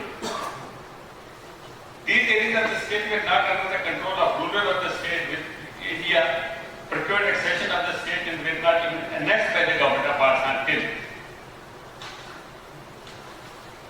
The Constitution of India was enforced in 1950. میں جب area کے بارے میں ابھی بات کی تھی, گلگت بلتستان اور آزاد کشمیر کو یہ وہاں ایک لوکل گورنمنٹ بن گئی تھی اس میں 24 اکتوبر 1947 کو. تو جس وقت انڈیا کے ساتھ ہندوستان نے کشمیر کے الحاق کیا یا انڈیا کے الحاق اس سے سیکور کیا, اس وقت یہ ایریا مہاراجا کے کنٹرول میں نہیں تھی اور اس کے کنٹرول میں یہاں نئی گورنمنٹ بن گئی تھی, اس کے کنٹرول میں نہ ہونے کی وجہ سے اس کو چھاپی نہیں تھی کرنے کی. پاکستان کو کون سی مشکل تھی کہ ان ایریا کو اسٹریم لائن کرتا اپنی ملک کے اندر. The Constitution of India was enforced in 1950, including whole of the state and 17 states, but these areas are not in the control of Pakistan. اب انڈیا کے Constitution کو اپلائی کرتا ہے, اس Article 1 of the Indian Constitution says that India shall comprise of the territories under its control. It was enforced in 1950, or these areas are not in the control of Pakistan. In the control of India. اب یہ صورتحال ہے, India کے constitution وہاں apply نہیں کرتا تھا, تو پاکستان کو کس بات کا خوف تھا اس بات میں, کیونکہ انڈیا کے کانسٹیٹیوشن کو اس کی سپورٹ کرتا تھا, ان کو کس بات کا خوف تھا کہ ان ایریاز کو اس وقت تک اسٹریم لائن کر کے رکھیں جو یونائٹڈ نیشنز کی لیول سے اس کے طرف رکھیں. Moreover, the UNCIP regulated these areas under the ceasefire hundreds resolutions. Ceasefire agreement between India and Pakistan has regulated the line of demarcating the area of the state and the control of India and Pakistan. اور جس وقت India کے constitution نافذ ہوا اس وقت تو cease fire agreement already ہو چکا ہے. اور سیز فائر ایگریمنٹ کے تحت line on the actual line was ڈران between the areas under the control of Pakistan and under the control of India. جب یہ صورتحال ہو گئی تھی تو پھر اس بات کو دو لاجک نہیں under the Indian Constitution کہ یہ جو ہے یہ انڈیا کے حصہ ہے. اب یو این ریزولوشن میں ریسرچ میں اگر اس بارے میں بات کرتی ہوں available. Gilgit Baltistan was formally handed over to the government of Pakistan by the government of India, the Karachi Agreement, dated 28 of April 1959. Though it was physically under the control of the government of Pakistan from November 47. یہ حیرانی کی بات ہے کہ 1 نومبر سے Gilgit Baltistan جو ہے Pakistan government کے کنٹرول ہوتا ہے. لیکن ایک کیموفلاج کرنے کے لیے ایک ایگریمنٹ پروکیور کیا گیا between the government of Pakistan and the government of India کہ ہم یہ ایریا پاکستان کے ہینڈ اوور کرتے ہیں. بھائی جب آپ ان کے کنٹرول میں تھا ہی نہیں, ان کے پاس تھا ہی نہیں, آپ کے پاس حال نام چلا آ رہا تھا, تو یہ ایگریمنٹ کرنے کی کیا ضرورت ہے. اور صرف میرے خیال میں یہ کرنے کے لیے کیونکہ آزاد کشمیر کی گورنمنٹ کی حیثیت جو ایک انڈیپینڈنٹ گورنمنٹ بنی ہوئی تھی اس کو اسلامی کونسل نے تسلیم نہیں کیا, تو اس کے ریگر سے بچنے کے لیے انہوں نے یہ ڈیوائس کلاس کر دی کہ اس کو گلگت بلتستان کو الگ کر دیا جائے اور اس کا بوجھ آزاد کشمیر کے اوپر ڈال دیا جائے کہ انہوں نے ہمیں دے دیا جبکہ ان کے پاس کبھی تھا ہی نہیں.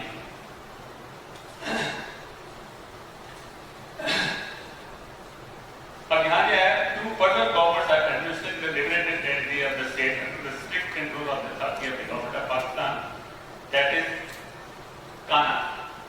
Kashmir سے نارتھن افریقہ کو کشمیر کے گلگت بلتستان کہتے ہیں. Decision making, legislation, execution of the federal subjects since Pakistan assumed its control. The representation is denied on the pretext of the UNCIP resolution, but they are equally not implemented in letter and spirit as UN Security Council کے violation ہو جائے گی اگر ہم ان کو right دیں. بھائی UN Security Council کی violation تو آپ شروع سے کر رہے ہیں.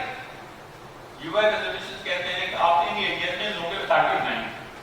لوکل اتھارٹی کی اپنی ایک انٹرنیشنل حیثیت ہوتی ہے, آپ نے لوکل اتھارٹی نہیں بنائی تو پہلے خلاف تو آپ نے یہی کی.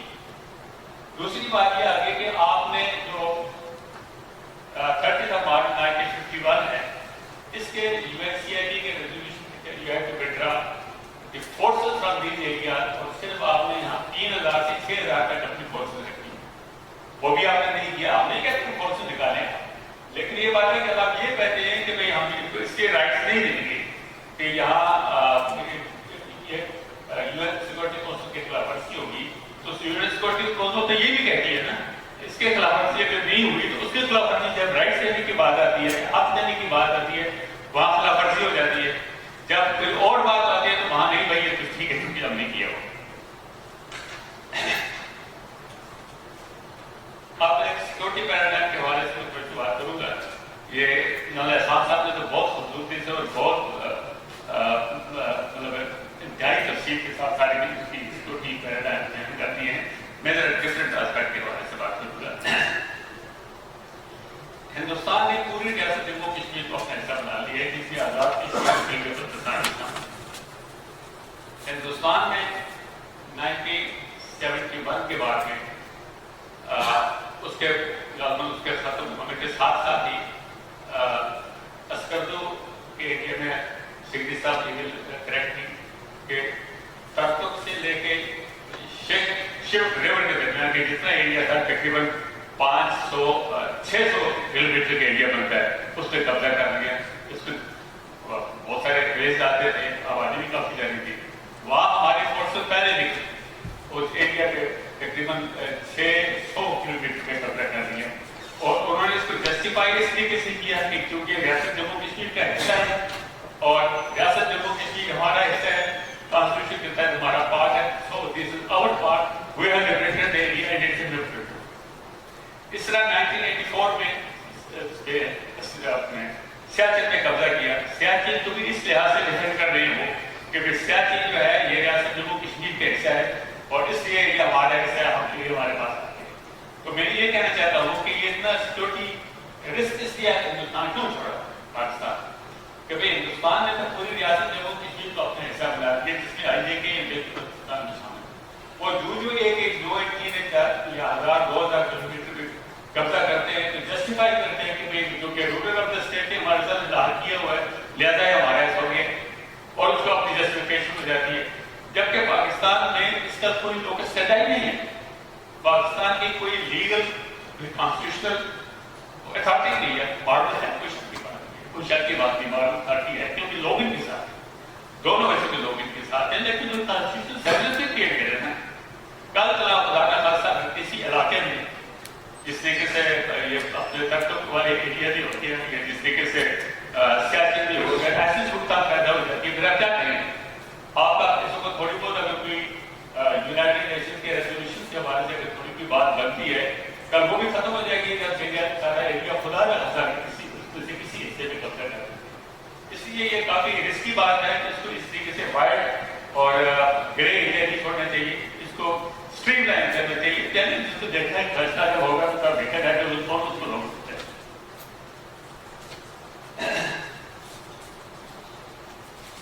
کہ آزاد ابھی شیخی صاحب نے جو بات کہی تھی اسی کو پہلے بھی کی ہے تو دوبارہ نوٹ کروں گا کہ گلگت بلتستان اور آزاد کشمیر جو ہیں یہ اس کی کوئی ساورن اتھارٹی نہیں، یہ خود ساورن اتھارٹی نہیں ہے اور اس کی اپنی ساورن اتھارٹی نہیں ہے ایکسیپٹ جو کانسٹیٹیوشن کے تحت کوئی ساورن اتھارٹی نہیں ہے. Pakistan control every affair of Gilgit Baltistan Azad Kashmir, لیکن کانسٹیٹیوشن کے تحت اس کی کوئی رسپانسبلٹی نہیں.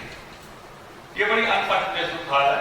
یہ جبکہ ہندوستان کہتا ہے کہ ان سارے ایریاز کی ساورن اتھارٹی میں ہوں. آپ نے اس کے مقابلے میں کیا ڈفرینس بنایا؟ اب دنیا کے بعد جب آپ آئیں گے اس کو دیکھ لیں جب وہ اگست 2019 کا ایکشن ہوا دنیا میں کسی ملک نے آپ کو بات نہیں کوئی بات سامنے آتی آپ کے ساتھ آئے نہیں ہے ملک آپ کے ساتھ کا آپ نہیں آئے. اس لیے دیا ہے کہ یہ نے اپنا کیس مضبوط کر کے رکھا ہوا ہے.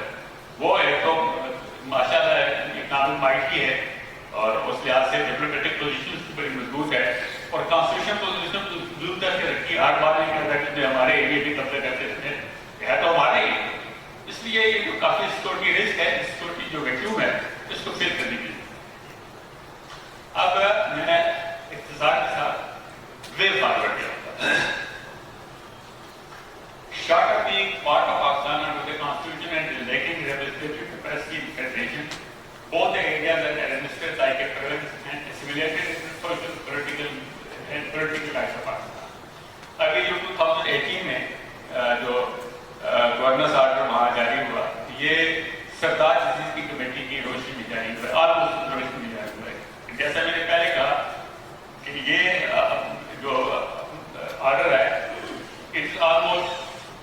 replica of Part 4 of the Constitution of Pakistan. जिस तरह इंडिया में आर्टिकल 370 के तहत हिंदुस्तान में रियासत जम्मू कश्मीर को आइन बनाने की इजाजत दी थी, और वो आइन जो था it was almost replica of Part 6 of the Indian constitution जो स्टेट को रेगुलेट करता है। इसी तरीके से गिलगित बल्तिस्तान जो अब बनाया है ये it is almost replica of Part 4 of the constitution of Pakistan. तो ये जब ये बन सकता है तो वाई नॉट इन कॉन्स्टिट्यूशन, ये इसको यहाँ से निकाल के कॉन्स्टिट्यूशन के अंदर रख दो ताकि इसकी कोई हैसियत बनेगी।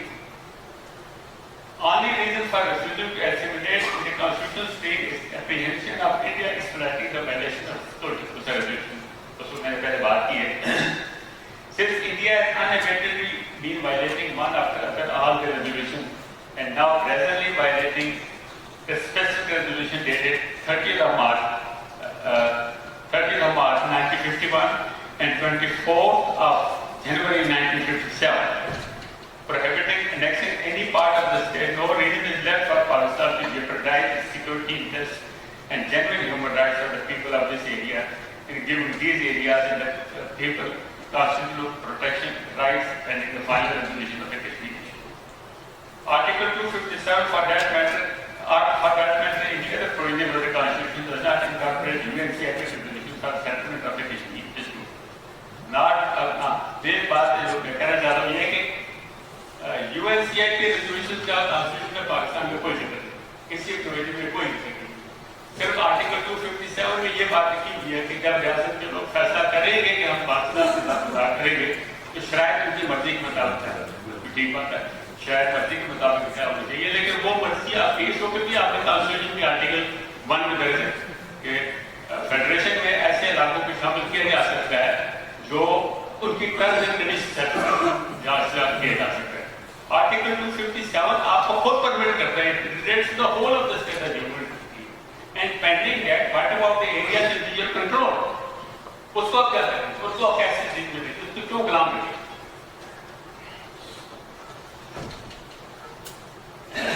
Article 257 for that matter any other provision of the constitution does not incorporate UNCLOS resolution for settlement of Kashmir dispute, nor do UNCLOS resolution prohibit giving basic human rights to the people of the area administered by Pakistan as India has given. UN is not concerned with the internal system of the governance of these areas, but everybody on earth is concerned with those things. Article 1(2)(d), Article 1(3) and Article 258 are the enabling provisions to admit areas in the Federation subject to terms and conditions. मैं आपको subject terms and condition के India के साथ comparison करके बताऊंगा। India के constitution के article 2 है, उसमें भी ये है कि इंडिया में एडमिट दी गई such territories और such territories as it will like। ये जो constitution of the state of Jammu Kashmir बना हुआ था, जो रियासत जम्मू कश्मीर को उन्होंने एनेक्स किया था, उन्हीं टर्म्स एंड कंडीशन के तहत जब वो कॉन्स्टिट्यूशन बना, जब किसी कोई मुल्क ट्राई करता है किसी एरिया को अपने साथ शामिल होने के लिए कि आपकी टर्म्स एंड कंडीशन या कोई लाभ बनाएंगे, कॉन्स्टिट्यूशन बनाएंगे, तो वो करता है। इंडिया ने उसी तरीके से कॉन्स्टिट्यूशन बनवाया।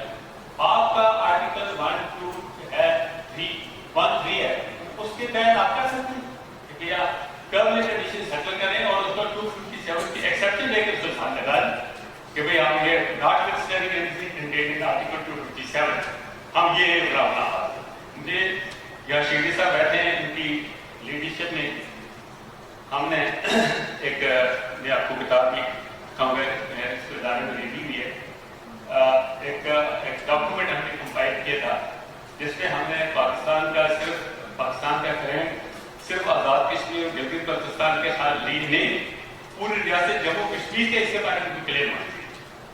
हमने आर्टिकल 1 में एक अमेंडमेंट प्रपोज की थी कि आर्टिकल 1 में ये अमेंडमेंट्स को लगा दें, उसमें टेरिटरी ना लिखी, आप रियासत जम्मू कश्मीर पाकिस्तान की टेरिटरी है। जब टेरिटरीज की एप्लीकेशन देते हैं आपको फाटा भी बंद हो गया कहती थी, तो वो नहीं था। उसके नीचे अगले वाला जो क्लास हमने प्रपोज किया था ये था कि the state of Jammu and Kashmir subject to final determination in regard to the UN state, ये क्लास इसमें ऐड किया जाए। We don't declare it as a part of Pakistan, but as a proposed part of Pakistan। आपने अभी अपना अगस्त 2019 में अपना हिंदुस्तान ने एक्सेप्ट किया कश्मीर पे आर्टिकल 370 को डाइल्यूट करने के लिए, वो खत्म नहीं हुआ, उसको डाइल्यूट किया गया। तो उसके बाद आपने एक पाकिस्तान का एक मैप बनाया जिसमें रियासत जम्मू कश्मीर को अपने हिस्सा दिखाया गया, डिस्प्यूटेड पार्ट दिखाया गया। भाई आप अगर मैप में रख सकते हैं वाई नेशनल कॉन्स्टिट्यूशन, ये दो अमली क्यों कर रहे हैं? अपने मफाद के बारे में कुछ काम करें, कम से कम हमारे मफाद तो नहीं देखते हैं, अपना मफाद तो देखते हैं। अपना फायदा किसमें? तो कौन अलावा एक बात को अगर मेरा नहीं बनता न बन अपना तो बन, तो ये अपने मफाद में कुछ चीज देख रहे हैं।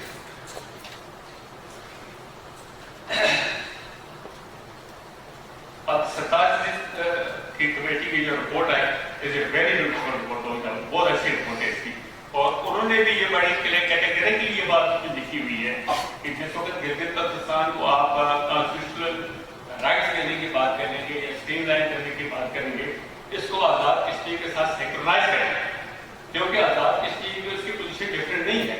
ऑफ कोर्स कोई इंटेलेक्चुअल डेफिनेटली दिखते हैं कि फलां गाँव इसमें शामिल नहीं थे, जो कि 47 हुआ है, जो महाराजा ने टेक किया, अंग्रेजों के पास ही गई थी, ठीक बात वो करते हैं, लेकिन आपकी स्टेटिक पोजीशन भी यही है कि whole of the Gilgit Baltistan is disputed, it was a part of the state of Jammu and Kashmir and is disputed. आपकी पोजीशन को बड़ी वाज़ेह करते हैं, be honest with your country, be honest with your conscious.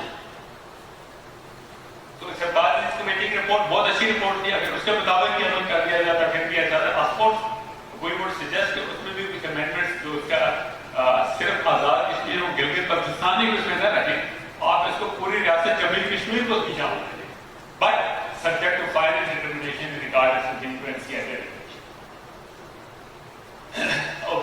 सरकार ने इस साल की कमेटी की रिपोर्ट के बाद senator doctor Farooq Naseem, he was invited to submit a report recommendation. He submitted another report in 2001, but of course this is almost similar recommendation.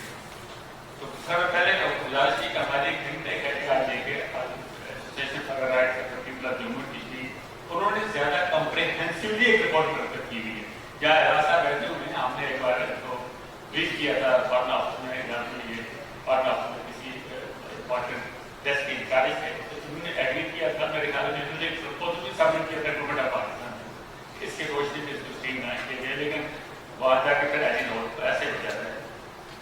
Gilgit Baltistan ने 2 बार unanimous resolution pass कि बिहार इसको पाकिस्तान का हिस्सा बनाए, कॉन्स्टिट्यूशन में शामिल करें, प्रोविंस बनाए, क्यों नहीं किया? उनकी राय का एहतराम क्यों नहीं किया? तो ये बड़ी इंपॉर्टेंट चीजें ऐसी कि जिसके बारे में बगैर आप मुल्क सारे में अहम आहंगी पैदा नहीं कर सकते। एक मुल्क का बड़ा इंपॉर्टेंट हिस्सा जिसके बॉर्डर इतने मुल्कों के साथ मिलती है और इतने न्यूक्लियर पावर्स के साथ मिलती है, उनको आप उनमें हमआहंगी नहीं पैदा कर सकते, तो सारे मुल्क में हमआहंगी कैसे होती है? लोगों के भाई साहब के एहतराम हो गए तो बात आगे बढ़ी, इससे कोई सलामती मुल्क की रेजोल्यूशन के खिलाफ नहीं होती है। और जब बहुत सारी चीजें आप सलामती मुल्क के रेजोल्यूशन के खिलाफ भी कर रहे हैं, एग्जिस्ट हो रही है सारी, तो लोगों की बेहतरी के लिए नहीं। With this, I thank you all. Inshallah, I will be open to questions. Sir, thank you for pointing out the legal and constitutional hurdles faced by the people of Gilgit Baltistan in the current scenario, and also suggesting a way forward in the form of few recommendations. So, our third speaker, ladies and gentlemen, is Ambassador Azad Ahmed Chaudhry. Ambassador Azad Ahmed Chaudhry has served as a member of Foreign Service of Pakistan for 27 years, rising to the rank of Foreign Secretary of Pakistan. Ambassador Chaudhry's last diplomatic assignment was as Ambassador of Pakistan to the United States, and he has also served as Ambassador of Pakistan to Netherlands. In addition to his ambassadorial assignments, Ambassador Chaudhry has served as Foreign Office spokesman, the Deputy Permanent Representative of Pakistan to the United Nations in New York, and as the Director General for South Asia, where he remained closely associated with the peace process with India. Ambassador Chaudhry is presently serving as Director General Institute of Strategic Studies, Islamabad. Mr. Chaudhry has also authored 2 books, Pakistan Mirrored to Dutch Eyes and The Diplomatic Footprints, narrating an experiment in the public diplomacy. Sir, you may have. Yes, especially Marshal Bharat, for inviting me to share this podium with such illustrious colleagues who have already wizened you. You must all be very tired. چاہوں گا کہ اس کو ذرا دلچسپ کریں تاکہ I think points have already been well made by three very, very intelligent panelists. They have occasionally touched diplomatic staffs, especially Justice صاحب نے, Gilgit صاحب نے اس کا تھوڑا حوالہ دیا. تو اس لیے یہ امپورٹنٹ ہے کہ بائی دا وے جب سرکار جسٹس کمیٹی کا بہت ذکر ہوا ہے, اس وقت میں اس کا ممبر تھا ex officio as foreign secretary. And جس کی آپ سب تعریف کر رہے ہیں وہ 1.5 صفحہ میں نے ہاتھ سے لکھ کر دیا تھا. I built a consensus with CGS and GMO and others, and we got this included.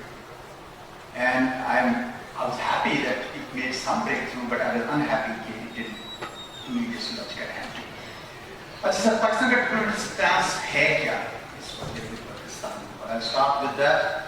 And ہمارا یہ ہے کہ جی بی کو لنک کر دیا ہے کشمیر ڈسپیوٹ سے. Total state of government Kashmir کیونکہ ڈسپیوٹڈ ہو گئی ہے, ٹیریٹری ہے, اور it is an unfinished agenda of the partition of British India. So as per the provisions of the India Independence Act, Muslim majority state of Jammu and Kashmir should have been part of Pakistan. لیکن ایسا ہوا نہیں. And you are aware ایک instrument of accession 26 اکتوبر کو controversial instrument of accession, because وہ آج تک دیکھا نہیں گیا, اور السٹر لیم نے بڑی تفصیل سے لکھا ہے کہ وہ ایگزسٹ نہیں کرتا. لیکن باہر انڈیا نے اس کو یوز کر کے فوجیں 27 اکتوبر کو اتاری, and the rest is history. دوسرا ہمارا لیگل سٹانس یہ ہے کہ جو کشمیر ڈسپیوٹ ہے وہ UN سیکورٹی کونسل ریزولوشنز کے تحت اس کو حل کرنا چاہیے. دیٹ مینس کہ ایک پلیبسٹ ہوگا انڈر UN واچ. اور اگر آپ نے سر 1951 کے UNC کے CIP ریزولوشن کی بات کی, but before that there was also a resolution of 21 April 1948 number 40 جو اس کا مدر ہے, جس میں دو اس میں پارٹس تھے. ایک پارٹ یہ تھا کہ آپ نے یہ اس کو یعنی انیبلنگ انوائرمنٹ کریٹ کی جائے گی, ڈی ملٹرائزیشن کی جائے گی, اور اس میں انہوں نے کہا تھا کہ پاکستان کو خاصا وڈرا کرے گا لیکن انڈیا اتنی رکھے گا کہ وہ کرا سکے. دوسرا پلیبسٹ کرانے کے لیے ایڈمنسٹریٹر بنے گا. وہ تفصیلات جو ہے آپ نے دیکھا کہ انڈیا نے اس کے بعد کہا کہ ہم اس کو اور کسی ریزولوشن کو نہیں مانتے, اور people of Kashmir have already spoken and they have already been integrated with India. اب چونکہ جی پی کو ہم نے نفی کیا ہوا تھا, I am using this word, ہم نے کو ایکٹ کر دیا تھا with the rest of Kashmir, اور اس لیے وہ انڈرسٹوڈ ہوا کہ for the purpose of plebiscite northern area then northern areas now G B will be part of that. نا اس کی کچھ لیگل بیسس تو ہے, بٹ جسٹس صاحب نے بھی کہا کہ اس میں کوئی شک نہیں ہے کہ یہ ایریا جو state of Jammu and Kashmir as it existed on 13 اور 14 اگست 1947 اس کا یہ حصہ تھا. But I tell you even the Indian narrative, اور میں آپ کو بتاؤں گا کہ انڈین نیریٹو کیا ہے, unless you see the Indian narrative آپ کو اپنا نیریٹو سمجھ نہیں آئے. تو وہ یہ کہتے ہیں کہ یہ نوشنل تھی. So serenity of Maharaja on GP was at best notional تھی, اور کچھ ایک دو ڈسٹرکٹ تھے جن پہ تھوڑی زیادہ تھی, but Gilgit agency was certainly not part of that. اور اسی لیے Gilgit ایجنسی میں سب سے پہلے انہوں نے رپورٹ پاکستان کے ساتھ ایکسیڈ کیا. اور اگر آپ کو یاد ہو تو انسٹرومنٹ ایکسیشن جو Gilgit ایجنسی کا تھا وہ میجر براؤن کی وائف جو تھی مارگریٹ براؤن, اس نے 2004 میں آ کے یا 2003 میں لندن سے آ کے جنرل مشرف کو اس کو پیش بھی کیا تھا. تو کنفیوژن تو ہونی تو نہیں چاہیے تھی as per as G B is concern, لیکن ہو گئی. اس وقت شاید یہ خیال تھا, مجھے شور نہیں, جسٹس صاحب نے بھی اس کی ایک ریزن دی ہے, پر میرا خیال ہے کہ اس وقت یہ خیال تھا کہ اگر یہ جی بی پلیبسٹ کا حصہ ہوگا تو مسلم میجورٹی اور زیادہ اسٹرانگ ہو جائے گی اور ساری اسٹیٹ ہمارے پاس آ جائے گی. خیال نہیں تھا اس کو, لیکن بعد میں وہ سارا کام جو ہے لمبو میں چلا. اب دیکھنا یہ ہے کہ وہ ریزولوشن جس کے اوپر ابھی ہم نے جی بی کو ایک لمبو میں ڈالا ہوا ہے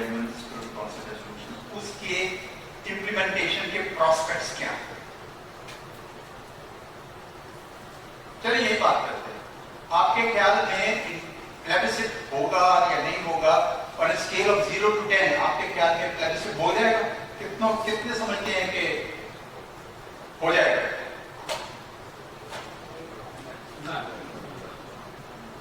जीरो। और मैंने यह सवाल बहुत सारे फॉरेन सर्विस के मिड कैरियर ट्रेनिंग से पूछा है, आप बताइए कुछ ने माइनस का भी ना हुआ। तो अगर आपकी असेसमेंट ये है कि ये नहीं होना, तो क्या आप 70 साल से एक पॉलिसी उस चीज पे डिजाइन करेंगे जो चीज आपके ख्याल में नहीं होनी? हिंदुस्तान तो कहते ही है कि हम नहीं करेंगे हमारे से, लेकिन बाकी जो मेंबर स्टेट्स है यूनाइटेड नेशंस की, वो कहते हैं दे हाइड बिहाइंड द आर्गुमेंट कि इंडिया और पाकिस्तान खुद ही रिजॉल्व करेंगे, हमें तंग ना करें।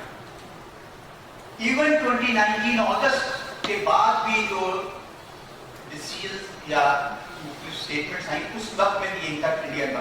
इवन चाइना की स्टेटमेंट अगर आप पढ़ें तो चाइना की स्टेटमेंट ये थी कि it's a left over issue from history and India and Pakistan should resolve it bilaterally in accordance with the UN resolution. तो वो उन्होंने एक किस्म का सबने कह दिया कि आप हिंदुस्तान को ये सूट करता है, क्योंकि हिंदुस्तान को इसलिए ये सूट करता है कि वो इंटरनेशनल कम्युनिटी को कहता है कि don't we'll resolve it bilaterally with Pakistan. लेकिन when it comes to the table with Pakistanis, they never address it meaningfully. I've sat across the table with Indians on this issue countless times, and I know which हो सकता है ये करे वो करे, but they just do not address it meaningfully because they don't want to. They think that status quo suits them. They think कि इस वक्त हमारी military might है, economic muscle है, और हम prevail कर सकते हैं। वो status quo पावर है, हम revisionist पावर है, हम वो चाहते हैं कि वो पूरा एरिया है। इंडिया ने भी अपना जो मौक़िफ़ इख्तियार किया है, वो अगर आप देखें तो उसमें कोई फजीनेस नहीं है। वो कहते हैं ये कश्मीर हमारा है, पीरियड, इट्स आवर्स। हमारा क्या है? नहीं, it's not yours, it's not ours, it's disputed, there will be a referendum or a plebiscite reference to the people of Jammu and Kashmir, who will then decide whether they want to join India or they want to join. Complicated. Even the people on the streets of Azad Kashmir and GB have moved on. GB में तो है वो उस कश्मीर के बारे से नहीं करते, वो कहते हैं कश्मीर बनेगा पाकिस्तान, period. Even सईद गिलानी मरहूम के कहते चले गए कि हम पाकिस्तानी हैं, पाकिस्तान हमारा। लेकिन हमने वो इतना कॉम्प्लिकेटेड उसको किया कि आम बंदे को समझ नहीं आई कि ये सेल्फ डिटर्मिनेशन है, उसमें कॉन्ट्रडिक्शंस आ गई कि अगर आपने उधर सेल्फ डिटर्मिनेशन करना है तो आपने जीबी के क्यों नहीं सेल्फ डिटर्मिनेशन का मौका दिया? वो तो कर चुके हैं। वो principle of self determination GB people have spoken several times. आपने 2 रेजोल्यूशंस का जिक्र किया, unanimous resolutions and before that also constantly, लेकिन उनको स्टेटलेस रखा हुआ है, जिसकी वजह से जो हमारे डिट्रैक्टर्स हैं they find a fertile ground to play there, क्योंकि उनको ख्याल है। आप कभी जीबी को गूगल करेगा, just like Gilgit Baltistan and Google, it will throw up a number of sites, 99% Indian. इसी से मैंने फिर पिक करके इंडियन नैरेटिव तैयार किया, जो शायद अगर जरूरत पड़ी मैं पढ़ दूंगा आपको कि इंडियन नैरेटिव क्या है। हमारी एक जो जीबी की अपनी वेबसाइट है गवर्नमेंट की, आप देखिए जाके, sorry about it's better for me not to comment again, आप जाके देख लीजिए, खुद देख लीजिए। आपको अगर कोई काम की मालूमात मिल जाए हिस्ट्री के हवाले से, किसी हवाले से, वो इतना केयरफुली बनाई हुई है कि ऐसे उन्होंने कोई क्राइम किया है, कोई जुर्म किया है जीबी के लोग। एंड दैट्स व्हाई शिगरी साहब का आर्टिकल अभी पिछले हफ्ते जब आया था, I felt very happy about, because that's exactly how it feel and that's what I wrote as foreign secretary in this meeting कि आपको करना पड़ेगा। और मैं आपको बताऊं कंसेंसस था उसमें, सब लोगों का कंसेंसस था। द ओनली रिक्वायरमेंट वाज कि आप कश्मीर, आजाद कश्मीर के और एलओसी पार पे जो कश्मीरी लीडर्स हैं उनको ऑन बोर्ड कीजिए, उनको ऑन बोर्ड कीजिए। That was the only requirement.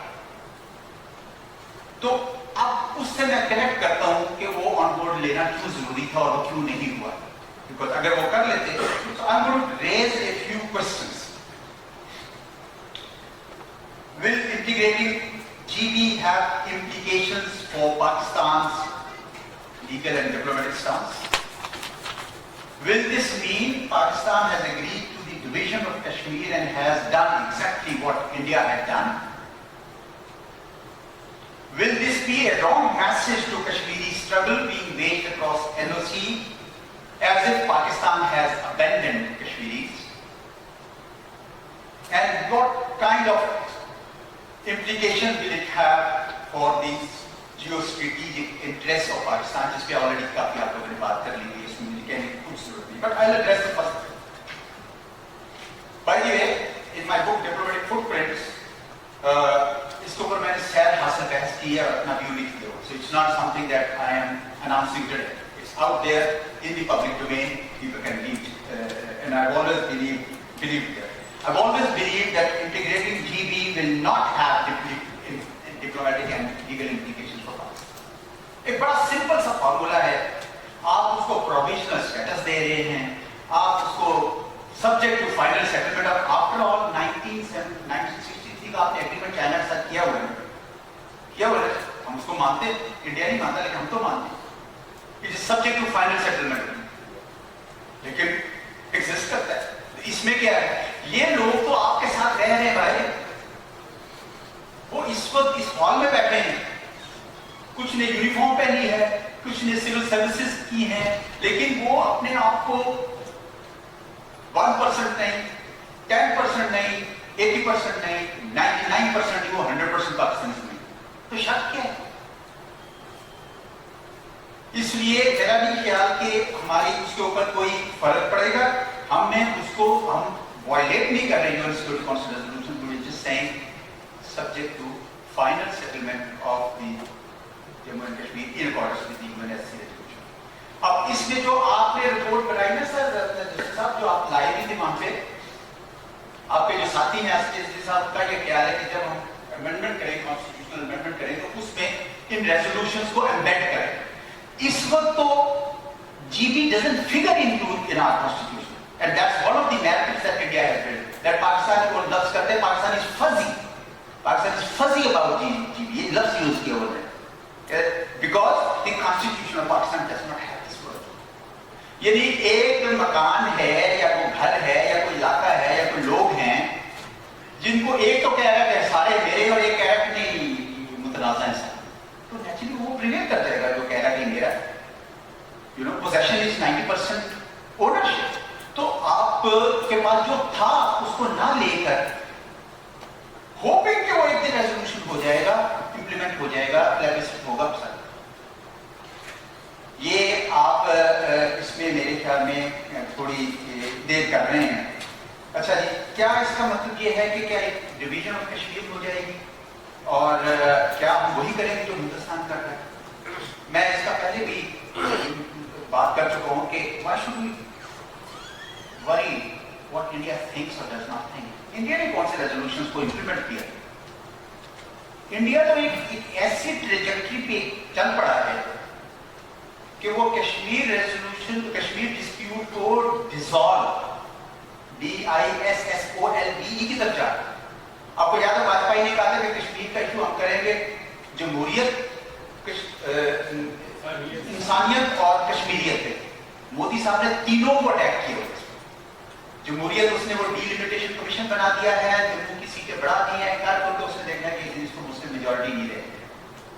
Kashmir इसलिए तो उसने उसकी स्टेट होल्डिंग खत्म कर दी, जिसकी वजह से वैसे शायद आ जाएगी स्टेट को वापस, because they have given A solve undertaking इन लोकसभा, लेकिन वो फॉलोड आउट स्टेट को वापस, उसको भी उसने अटैक किया. इंसानियत इसलिए कि वहां इंसानियत सोच जुल्म कर रहे हैं और human rights violation, at least human rights violation पे इंटरनेशनल कम्युनिटी बोल रही है, बाकी चीजों पे नहीं बोल रही. So the point I am making is कि इंडिया जिस एजेंडा पे चल रहा है वो बिल्कुल उन रेजोल्यूशंस के नतीजे में कोई किसी किस्म की प्रोग्रेस नहीं करने जा रहा. इट इज बेटर कि जो आपके पास है उसको आप सेव करें, और जिस तरह जस्टिस साहब कह रहे हैं आई एग्री विद इट, आप अपना क्लेम उसको बढ़ाएं कि ये तो हमारा है, यहाँ के पीपल हैव स्पोकन, वो भी हमारा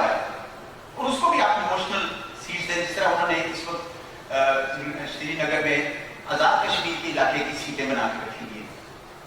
तो मकसद कहने का ये है कि you have to be a little bit more aggressive, more assertive. अगर आप ट्रेंच में बैठ के मौके खाने बैठे हुए हैं, it's not going to serve you. You have to step forward, क्योंकि इंटरनेशनल कम्युनिटी कभी भी, every nation has fought for its own interest on its own. International community उस वक्त आती है जब वो बड़ी ताकत कोई खास काम करवाना चाहती है। जिस तरह इंडोनेशिया से उन्होंने कहा था कि हम इसको ईस्ट तिमोर को हटा के तिमोर लिस्टें बनाएंगे, और उन्होंने कर लिया। वो दबाव डाला करके कर लिया। किसी ने नाम भी नहीं सुना था उनका, वो सेल्फ डिटर्मिनेशन का इशू है। सेवांतेल था जो ऑस्ट्रेलियन शेयर करना चाहते थे, उन्होंने दबाव डाला कर दिया। तो हम उस भरोसे पर अगर बैठे हुए हैं कि कल को ये P5 मिलकर आके ये आपके लिए रेजोल्यूशन करवा देंगे और ये आपका सारा एरिया आपको पता है आपने बहुत बड़ा रिस्क लिया। And therefore, I am one of those who are pragmatic and not idealistic about it. I believe कि कश्मीरी, especially जो जीबी में रहते हैं और मेरा ख्याल है जो AJK में रहते हैं, वो प्रैक्टिकली पाकिस्तानी हो चुके हैं फॉर ऑल पर्पसेस। उनमें और हमें तो हमारे साथ जो साथी थे, मैं किसी जमाने में पाकिस्तान एयरफोर्स में ट्रेनिंग करने गया, तो जो साथी थे हमने कभी सोचा भी नहीं था कि यार कश्मीरी है। अगर कश्मीरी था भी तो वो लगता था मतलब एक पंजाब से है, कश्मीर से है, किसी और जगह से। तो हमने इस मामले में I think we'll have to move forward quickly. Now, is it a bad message to the people across the ocean? That's where I say कि जो आपको ऑनबोर्ड करना है वो आप करें। और ये नहीं कि कश्मीरी वो देख नहीं सकते, वो देख लेते हैं, उनको बिल्कुल नजर आ रहा है। आपने जब 4 पॉइंट फॉर्मूला हुआ था 2007 का जनरल मुशर्रफ का, तो ही get number of rounds with all parties Hurriyat conference except for Ali Gilani, everybody के कौन, क्योंकि जब वो देखते हैं रीजन को और आपके साथ लॉजिकली आप बात करें, आपने ये इतने बड़े इलाके को आपने वो स्टेटलेस कर दी। और आपने सर मैप का जिक्र किया, I had a lot of study on map की उसका, और कैबिनेट सेक्रेटरी के साथ मिलकर बड़ी लड़ाई और छद्मत के बाद ये मैप निकला। और उसमें को यानी इवन उसकी प्रोविंशियल बाउंड्री नहीं बनाना चाह रहे कि ये डिस्प्यूटेड है। मैंने कहा भाई ये अब नतीजा ये निकल रहा है कि बीबीसी ने मैप्स बनाए जिसमें सारा का सारा जो कश्मीर है इंक्लूडिंग जीबी अपना उसमें डाल दिया, और वो चल गया सही तक, और एयरलाइंस में भी चल रहा है और हर जगह वो चल रहा है। तो हमें तो 1957 के कैबिनेट डिसीजन का जो था वो अभी आगे revise wake up. Can't be in slumber. अगर आप इस तरह बैठे रहेंगे कि ये एक दिन खुद बर्फ पिघलेगी और ये सब रिजॉल्व हो जाएगा, नहीं सर, ऐसा नहीं होगा। You got to secure what you have and put a claim on what India has occupied. That's the only way that. और आपने उसको अपना रिफाइन करना है, जो हमारा नैरेटिव है सेल्फ डिटर्मिनेशन का। I have nothing wrong with it, but I believe there are different ways. मैंने अपनी किताब में तो रीजनल प्लेबिसिट्स की बात की है। I believe कि आप रीजनल प्लेबिसिट कराएं जीबी में, और आप ये क्लेम करें कि हमने UN resolution to the extent of Pakistan implement कर दिया। अब India is the one which has not done. अब उसमें यूएन एडमिनिस्ट्रेटर जो है अनमोगे वगैरह को बुला दे। मेरा मतलब है कि there are ways provided to possess that ways. अगर आप इंतजार करते रहेंगे तो इंडिया अभी देखिए उन्होंने बालाकोट में की थी स्ट्राइक, कैसे की? फ्रैंकली फरवरी 29 में यू वर जस्ट लकी। वो टेस्ट कर रहे थे कि अगर अमेरिका प्रीएम्प्टिव एक्शन ले सकता है फिर दुनिया के मुल्कों में, तो हम क्यों नहीं ले सकते? हमें तो अब मान लिया गया कि हम रीजनल हेजेमॉन हैं, हम यहाँ पे पुलिसमैन हैं, हम यहाँ पे हमसे तो यूएस के अलावा रशिया भी मिलना चाहता है, रखना चाहता है, चाइना भी रखना चाहता है, तो हमें तो इंडो पैसिफिक स्ट्रेटेजी में एक बहुत बड़ा मुकाम दे दिया गया। So we are the next security provider. आप उनके अजाइम देखिए। I gave a presentation on recently in Baltistan on Indian Ocean and Baltistan. I opened it, but we got to wake up. और जो हमारा है कम से कम वो तो नहीं, तो जीपी को ना करना। अच्छा, उस कमेटी में फिर हमने ये भी डाला था कि जो आप जीपी पे फैसला करेंगे, give that option to AJPs, academic province. आप उनको भी देते, let their assembly decide. اور اگر وہ ملنا چاہتے ہیں تو ملنا چاہیں گے کیونکہ مطلب وہ ہمارے بالکل مرض ہو چکے ہیں. تیسری جنریشن جگہ میں آ رہی ہے. سو آئی پرسنلی بلیو کہ اچھا اسٹریٹجک انٹرسٹ انہوں نے آپ کی باقی تمام چیزوں کے اوپر حاوی ہو گئے. آپ اس کا ذکر آپ کر چکے ہیں گیٹ وے اور سی پیک اور وہاں پہ جو ریسورسز ہیں اور منرلز ہیں اور سارا کچھ آپ کی انڈس بیسن کی آپ کو بات کی. آپ کو تو رات کو نیند نہیں آنی چاہیے اگلے دن جا کے آپ کو اس کو انٹیگریٹ کرنا چاہیے. چیز آئے گا کہ آپ 70-72 سال انتظار کرتے ہیں. So I have been speaking very very forcefully integrate G B نا اور میں بھی یس کیونکہ آپ آلریڈی بہت لیٹ اور اے جے کے کو وہ آپ پروویژن دیں اور اگر آپ اس میں سیف پروویژن ابھی تو اگر آپ نقشہ پڑھیں تو اس کے نیچے کی لگی ہوئی ہے جس میں لکھا ہوا ہے subject to final settlement of جنگل کر دیتے ہیں to always keep that provision that means کہ آپ اپنے فارملی اپنا سٹانس آپ نے گیو اپ نہیں کیا you keep securing what you have. Narrative بڑا امپورٹنٹ ہے. نیریٹو ہمارا نہیں. اب دیکھیں انڈیا کا نیریٹو کیا ہے. آخری بات کر دو پھر لمیٹڈ ٹائم. انڈیا کہتے ہیں کہ G B was notionally part of the state and was on lease to the British. And with that, once the British rule ended, the British paramountcy lapsed on that area. So Gilgit came under the directly Maharaja's rule again. یعنی وہ مانتے اس بات کو کہ یہ اس وقت نوشنلی تھا, یہ آ گیا اور چونکہ مہاراجا نے ہمارے ساتھ ایکسیشن کر لی اس لیے ابھی ہمارے ساتھ. Look at this. تو آپ یہ دیکھیں کہ انہوں نے اس طریقے سے اس کو جسٹیفائی کیا کہ یہ ہمارا ہے. اور ان کا یہ بھی لکھتے ہیں کہ G D B's link with Pakistan is fuzzy, the territory finds no mention in Pakistan constitution. وہ کہتے ہیں کہ پاکستان نے اس کو جان بوجھ کے لمبو میں اس لیے رکھا ہے کیونکہ یہ کشمیر کو ڈیوائڈ کرنا چاہتے ہیں. یہ اس لیے پوائنٹ انہوں نے ڈالا ہوا بیچ میں تاکہ کشمیریوں کے اندر پاکستان کے متعلق کے خیالات جو آ جائے اس میں کہ دیکھیں پاکستان جو ہے کشمیریوں کو ڈیوائڈ کرنا چاہ رہا ہے. اور یہ وہ پھر وہ کہتے ہیں کہ یہ پاکستان نے جو تھوڑی بہت ایکشن لیا بھی ہے کہ عمران خان گورنمنٹ نے جو نومبر میں لیا 2020 میں تو 2019 میں وہ لیا ہے اگر چائنیز پریشر. تو وہ ایک اسپین بک دے دیتا کہ اینٹی چائنا لابی جو ہے یو ایس وغیرہ میں وہ کن ہو. آل دیز نیریٹیوز جو بنائے ہوئے ہیں they are very well thought out اور وہ پروجیکٹ کیے گئے ہیں and the cyber space is full of that. پھر ان کی اسٹیٹمنٹس آپ کو ملیں گی امت شاہ کی, ہوم منسٹر کی, ڈیفینس منسٹر کی, ایکسٹرنل افیئر منسٹر کی, آرمی چیف کی. یہ ساری اسٹیٹمنٹ آپ پڑھ لیں. ان کا سالوں کا نقطہ نظر یہ ہے کہ پاکستان آپ کو کشمیر لے کر وہ ایک ایگریسو اسٹانس. تو پورا جو انڈین نیریٹو اگر آپ ٹریس کریں یو ول فائنڈ کہ انہوں نے اس کو لیگل سائڈ کو کیا ہے, انہوں نے ڈپلومیٹک سائڈ کو بھی دیکھا ہے, انہوں نے ملٹری سائڈ کو بھی دیکھا ہے. ان سائڈ کو دیکھ کر سرٹن تھاٹس چھوڑی ہیں جو مختلف لابیز کو وہ جائیں گی اور پاکستان کا جو کیس ہے وہ کمزور ہوگا. I think I'll leave it there because already آپ لوگ بڑی صبر اور تحمل سے جیسے بیٹھے ہوئے ہیں. But I am very happy that you thought of organizing this because we need to raise our voice to make matters. First time we'll take 3 questions. For any interaction at your lunchtime. So I will not take long time to conclude. I'll just give one statement. Probably there is a consensus on this. GB be given the status of provincial province. There is no national or international level hurdle in it that should stop it. All we need to do is, as Sohib says, just need to have our own narrative. People must be empowered and made stakeholders in our society. They're as good Pakistanis as anybody else is.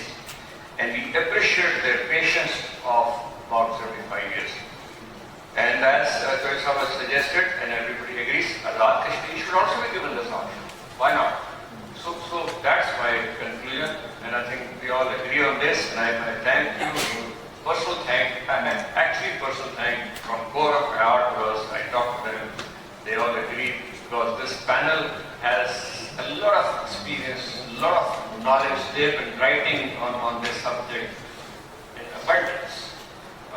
There are books available. There's a compilation by Shiri Saab and Ismail Saab.